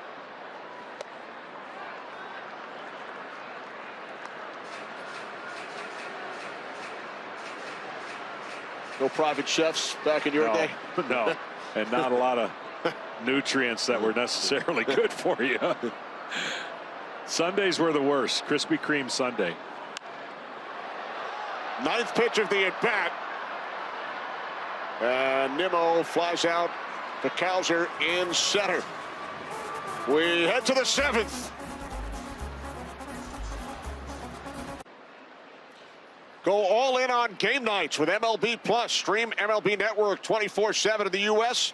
and select out-of-market games every week. Plus live radio broadcasts of every game, game day 3D, big inning, and minor league action as well. Visit MLB.com/MLB Plus to subscribe today. Tavares 0 for 2 leading off against Peyton Gray here in the top of the seventh inning. Here's Carter, the center fielder, one away. Jacob deGrom, Rangers starter, went 5 through 88 pitches. Struck out 9 Orioles. Gray allowed a double to Holiday in the 6th inning, walked O'Neill, and then worked his way out of it. Now facing Encarnacion Strand, has made a couple of nice defensive plays. We talked about how much time's left in a season, but when you have these kind of games, it kind of mirrors the kind of season the Orioles are having. If they were to lose this game in similar fashion, 2-1 with the strikeouts and the lack of defense, right? You got a great pitch game the last 2 dimes by your starting pitching, which has been kind of an Achilles heel for this team. You had a core of position players that were supposed to be the nucleus for this long run. One of them has already been traded. A couple have been hurt. Henderson having a down year. These are the kind of games you have to find a way to win. And last night getting thrown out in the 9th did not help. And kind of mirror image of what's going on for the Orioles. Under first-year manager Craig Albertaz, Orioles 4 games under the 500 mark. We had a great chat with Albertaz earlier in the manager's office as Encarnacion Strand awaits the 2-2 from Gray.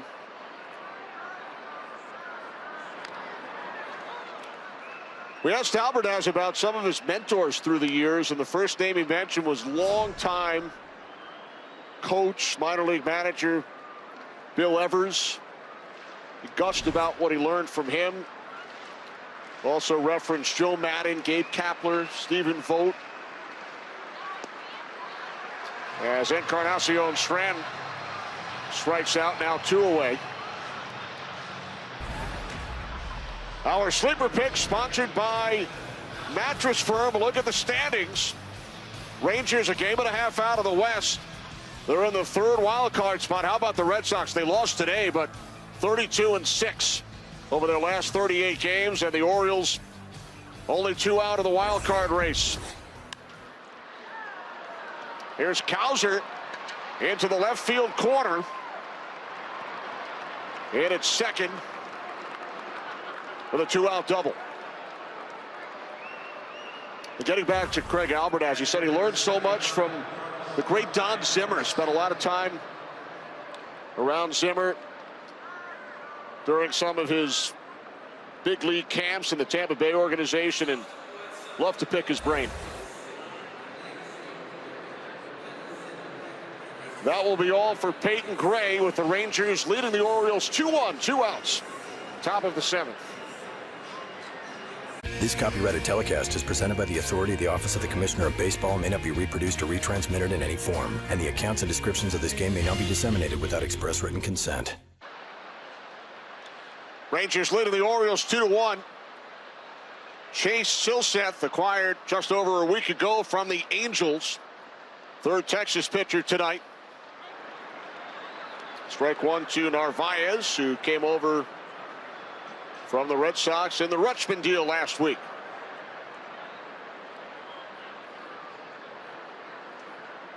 Cowser with a double into the left field corner. Well, Silseth has this fastball. You've seen it first 2 pitches. About 96 miles an hour, 4-seamer. He throws a curveball and split. He'll mix in a sinker, but the best pitch of his arsenal is that fastball when it comes to batting average against.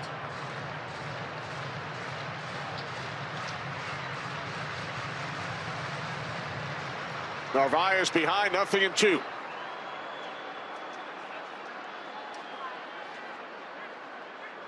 Silseth delivers. Ball 1.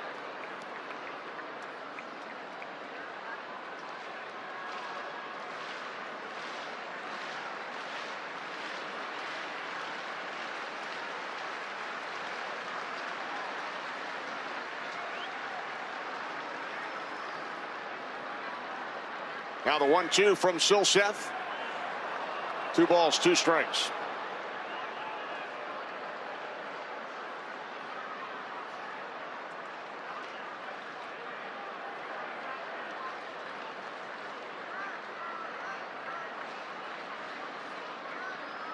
Cowser takes his lead off second with 2 away.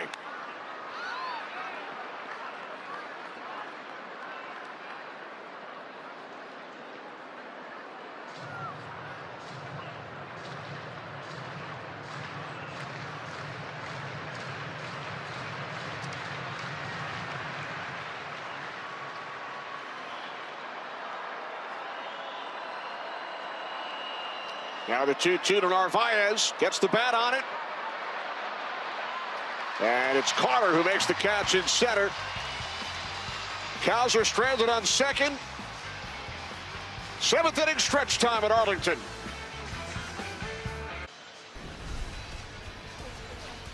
Tomorrow on Fox, the stars of IndyCar are going full throttle as they look to chase down Alex Palou in Portland. Tomorrow, 4 Eastern, only on Fox. Rico Garcia on a relief of Kyle Bradish with the Orioles trailing 2-1. Bottom of the 7th inning.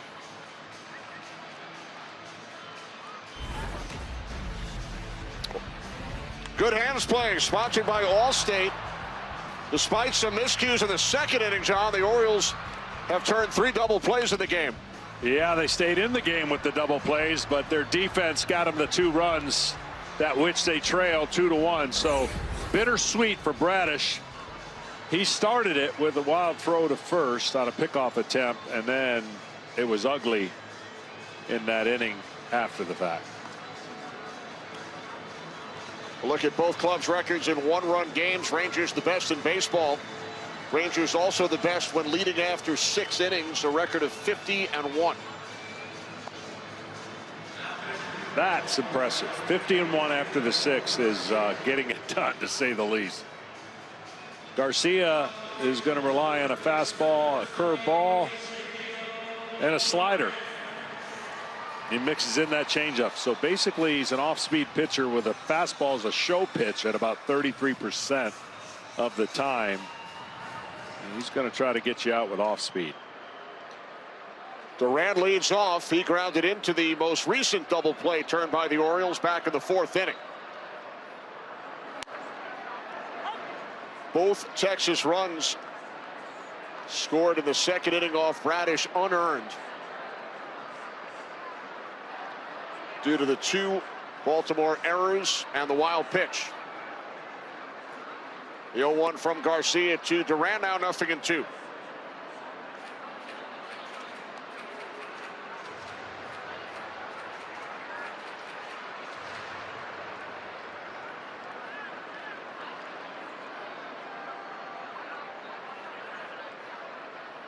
Bradish went 6 innings. Did not allow an earned run. Duran called out on strikes, 1 away.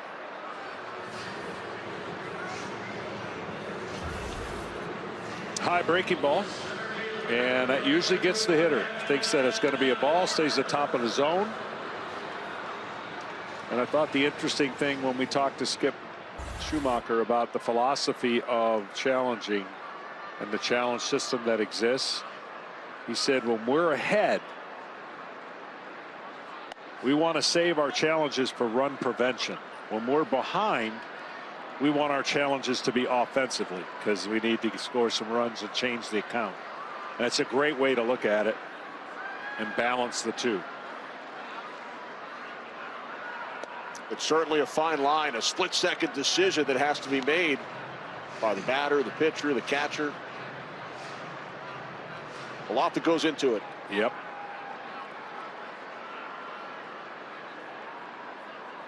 Carter drove in the run in the 2nd and then struck out in the 4th.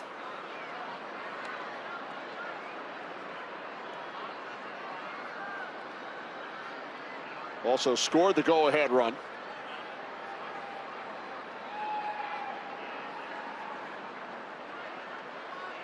The 1-2 from Garcia. Low and inside, 2-2. Well, you mentioned the 1-run success that the Rangers have had. I'm sure their manager would love to see Corey Seager, Langford, Carter all start doing a little bit more to get some separation and score some more runs.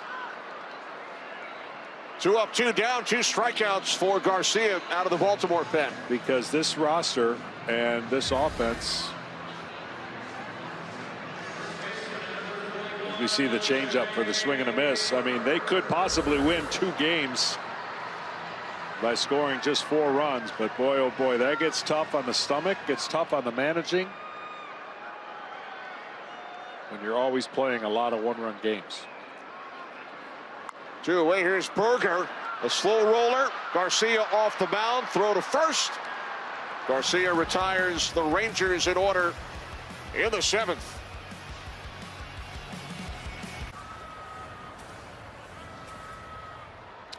Welcome back to Baseball Night in America on Fox.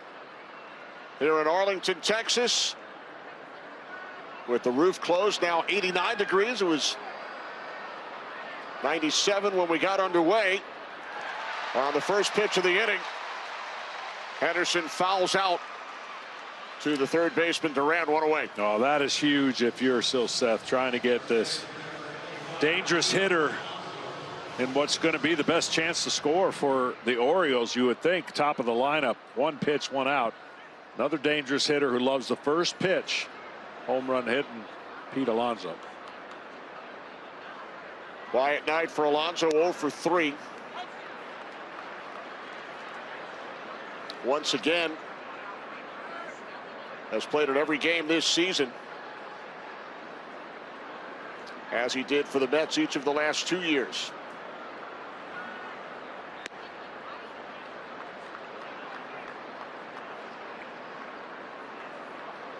Alonso now 0 for his last 8.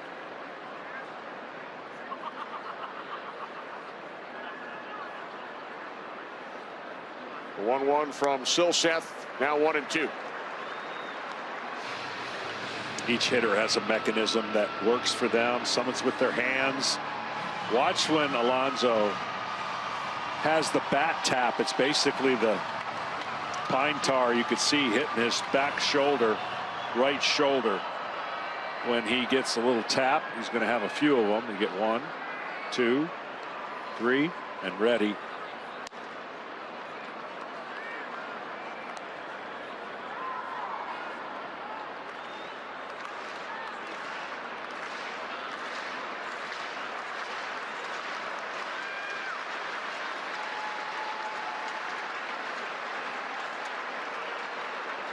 Here's the 2-2, and Alonso drills this one to deep left center. It's off the wall.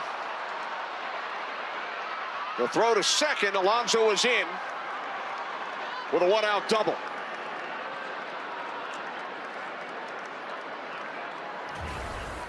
Well, he hit it to the farthest part of the plate. This ball was supposed to be in. See, he's a good down, low ball hitter.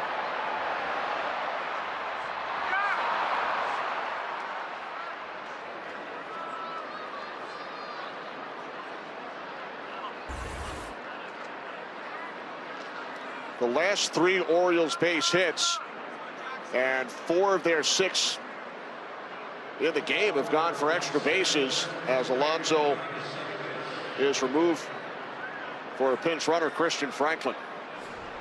But they've scored only 1 run. Yeah. No, they've definitely did not do the little things to be ahead. That's for sure. They have an opportunity to get ahead and tie the game here in this inning. And the guy who put him on the board is at the plate right now. So Franklin will take his leadoff second with Holiday at the plate. I was wondering why they would pitch to him in this situation. They decided not to. So Holiday heads to first. I mean, you typically don't want to put the go-ahead run on a base, but in the 8th inning, with a guy that you definitely can double up, but also has a lot of power in O'Neill, you're going to take your chances right on right.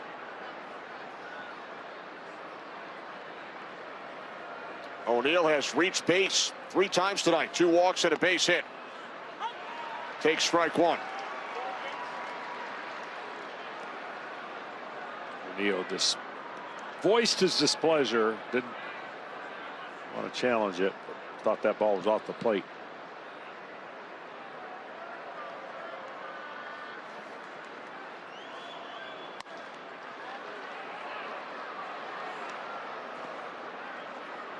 There was a reason he didn't challenge it, because they don't have any.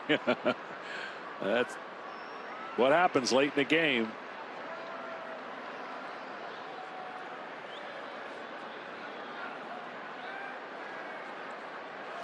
Now the 1-1 to O'Neill.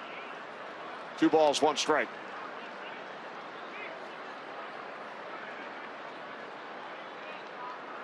Two on, 1 out, with the Orioles trailing by a run.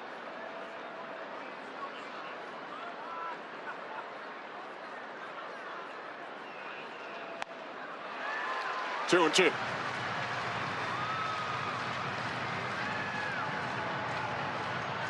He's got a unique delivery with that 4-seam fastball. Kind of holds its plane and kind of jumps out at the hitter with some late life.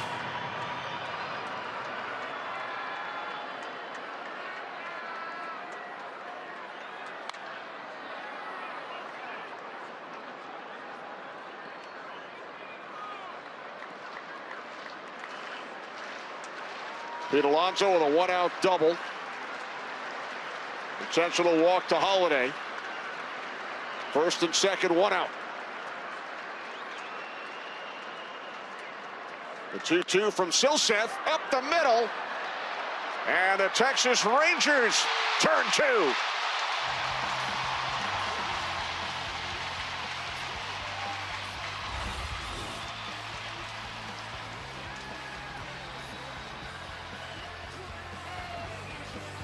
Middle of the 8th at Arlington with the Rangers leading by a run.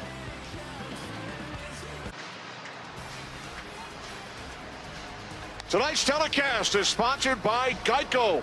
Savings and service.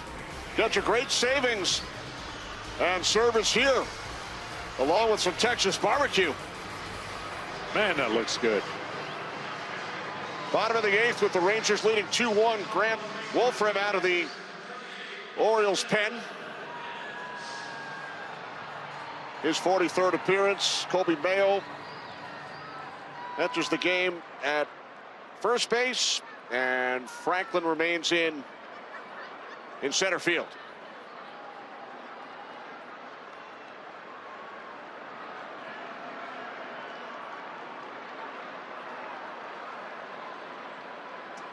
Wins leads off for the Rangers, leading by a run. And he takes a called strike from Wolfram, 0-1.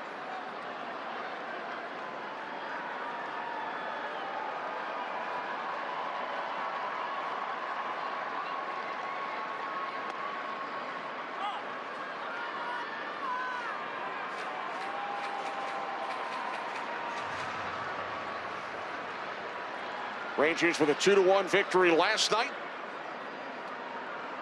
And they lead by the same score here tonight in the second of this 3-game series.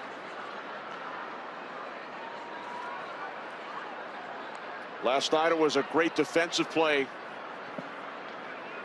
in the top of the 9th inning. Gunning down a runner at the plate.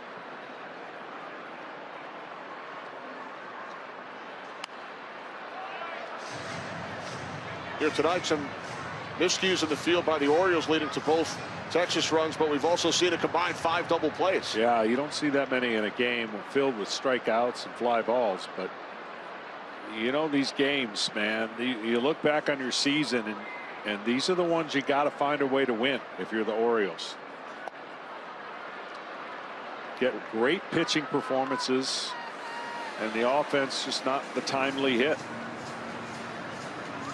Wins down on strikes, 1 away. And on the flip side, the Rangers, who had just recently lost 6 in a row, got some much needed wins in their last couple games because they were also in the same boat of close but no cigars in the quest to get in the postseason. Here's Nicky Lopez. He's 0 for 2. Currently, you have the Padres beating the Astros 3-1 in 8, so that's a game that the Rangers can gain if everything holds true. And on the other side, the stingy Tigers, they were winning. Did they end up winning? Tigers, yeah, they're going to win 7-0. So they've been on a roll. They traded their best pitcher, and they're only a couple games out of the playoffs.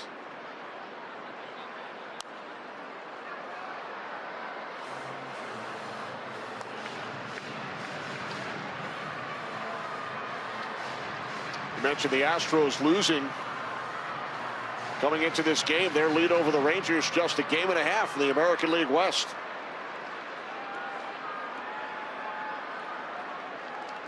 Have the Dodgers lost 7 in a row? They have. Wow.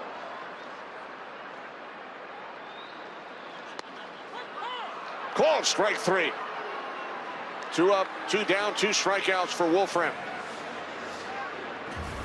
Young man's got some great action on his pitches. Over the top, fastball away. Gets the call.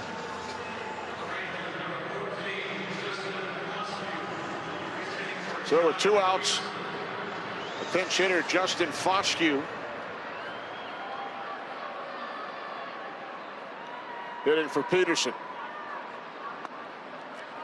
This has been the streakiest baseball season I have ever witnessed in my life. The amount of stretches that teams have gone on, good and bad, has got to be greater than it's ever been. I mean, 10+ game winning streaks multiple times by teams. Now you've got the Dodgers, who've lost 7 in a row, lead team in the league. The Red Sox had won 9 in a row. They won 32 of their last 38. I mean, just you're 10 days away. Any club. Now the question is, can the Orioles or the Rangers go on one of those stretches here that would give them some separation? That's what it takes.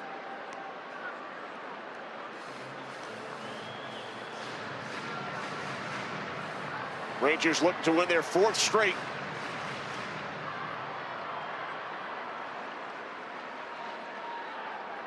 The 1-2 to Foscue. Now 2 balls, 2 strikes.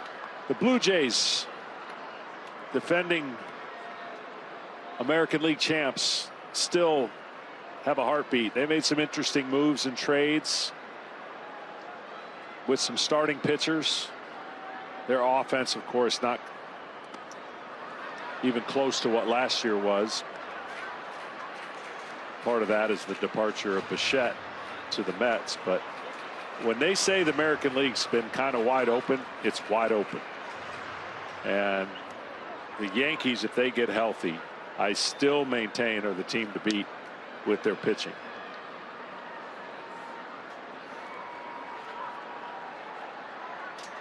Payoff pitch. Ball 4 to Foscue. After he fell behind 0-2.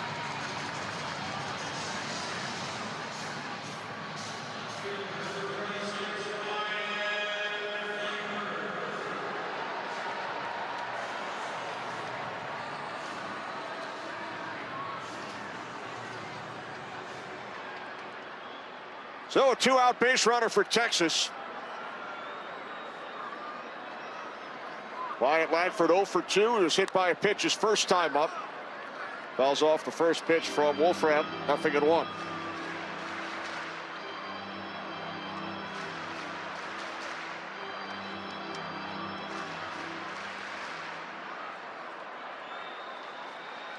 What do you think in New York? Are they calling Lombard the next Jeter? It's been a lot of excitement this week following the call-up of George Lombard Jr. Another guy I played with whose son is in the big leagues. It's one of the craziest trends over the last 10-12 years, generational baseball. His dad now a coach with the Detroit Tigers. Yep. George Jr. went deep again today. And yes, there have been references to what Derek Jeter did at the beginning of his career. Challenging left pitch.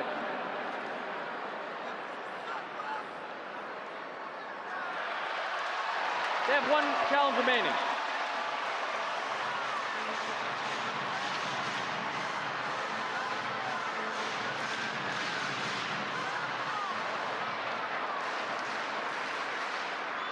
Texas looking to extend their lead. 2 outs, bottom of the 8th inning, runner on first. Swing and a miss by Langford.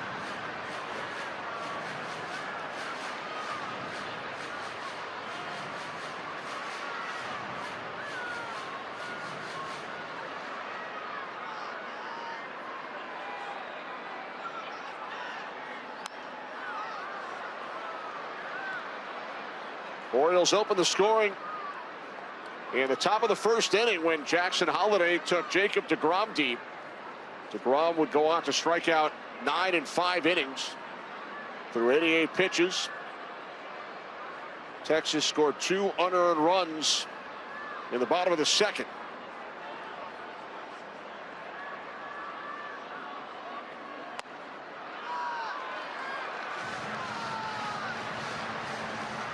Remember, Wolfram was ahead 0-2 to Foscue, who drew a walk.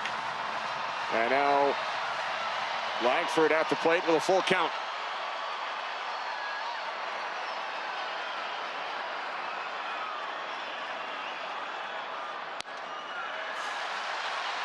Second consecutive walk issued by Wolfram.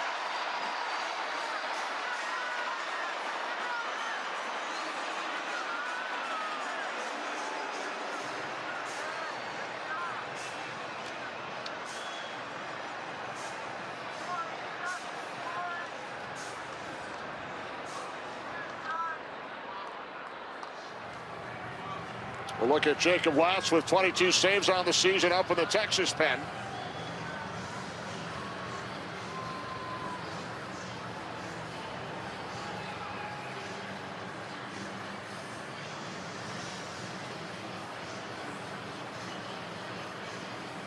Alejandro Osuna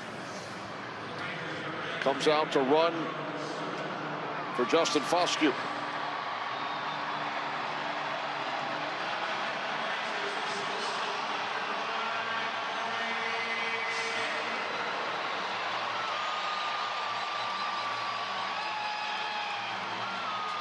Corey Seager 0 for 3 tonight. Runners on first and second, 2 outs.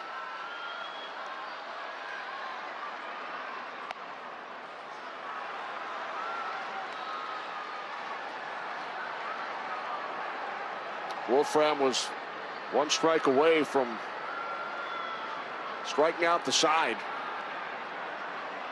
Now he has issued 2 consecutive walks and has fallen behind 2-0 to Seager.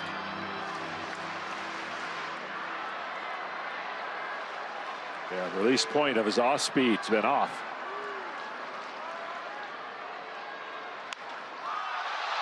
Seager, deep right field, it is gone. A 3-run shot off the bat of Corey Seager. The Rangers now lead 5-1.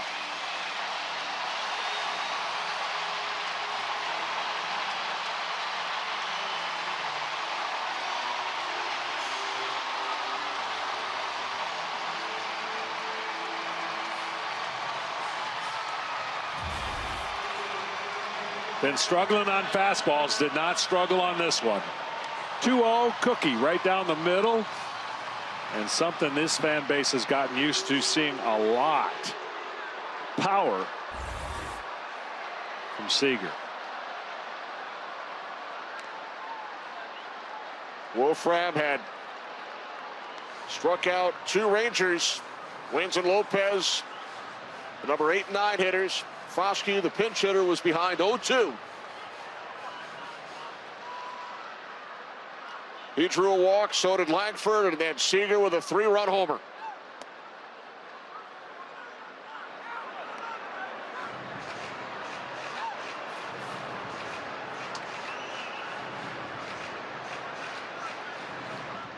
First run scored on either side since the second inning.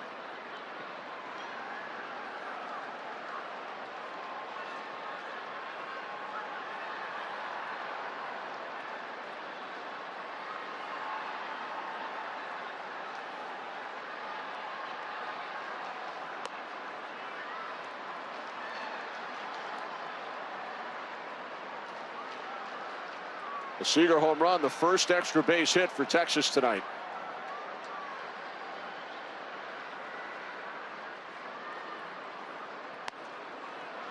Nimmo down on strikes. That will end the inning. But Corey Seager, the 2-time World Series most valuable player, extends the Texas lead to 5-1 as we head to the 9th. And a happy fan here at Arlington. Team leader sponsored by Clorox, with the Rangers leading the Orioles 5-1. Rangers pitchers have allowed only 2 earned runs in the series, as Cal Quantrill will look to close things out. He's back in the pen. 7 of his last 8 appearances have been starts.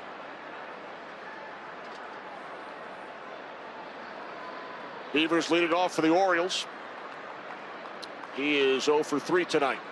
Well, the Rangers, if they can get healthy in that pitching rotation, I still believe they have the pitching.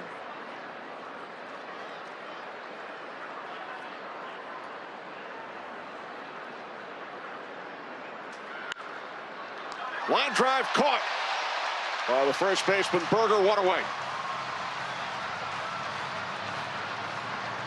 Again, I'm old, and I played against his dad in high school.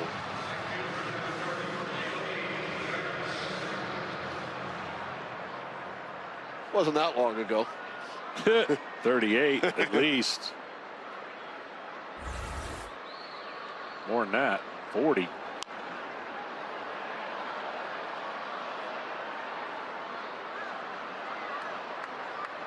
Tavares 0 for 3.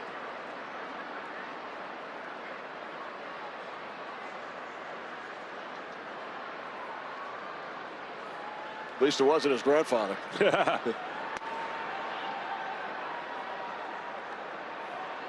5-1 lead for the Rangers. Corey Seager with a 3-run homer. Bottom of the 8th inning. His 11th of the season. 1-1 to Tavares, now 1-2. Great job by our entire crew tonight, led by producer Brian Colucci, our director Ben Dillenberger, associate director Jake Fuller, broadcast associate Charlie Taft, Ben Bowman, Mark Seguro crunching the numbers. Bounce to the second baseman Lopez, and the Rangers are now 1 out away from their 4th consecutive victory.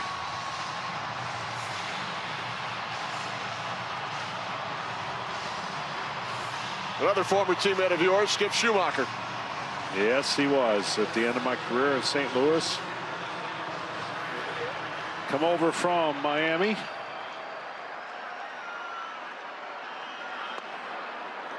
Strike 1 to Encarnacion Strand.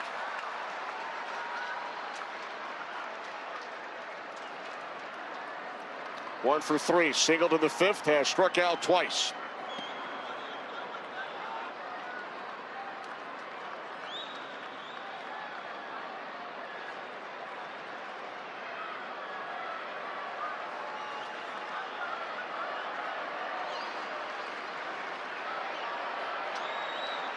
One from Quantrill. Nimmo makes the catch on the run. And the Rangers win their 4th straight. 2-1 last night. 5-1 over the Orioles here tonight. Well, DeGrom, 5 innings of domination, and the Rangers, big 3-run homer late to seal this big win for them. 2 unearned runs in the 2nd for Texas, and then Seager with a 3-run shot in the 8th. Thanks for watching Baseball Night in America from Arlington, Texas. Jacob DeGrom picks up his 8th win of the season. For John Smoltz and our entire crew, I'm Kenny Albert. 5-1 Rangers. We'll send you to Chris Myers and Dontrell Willis in our LA studios after these messages.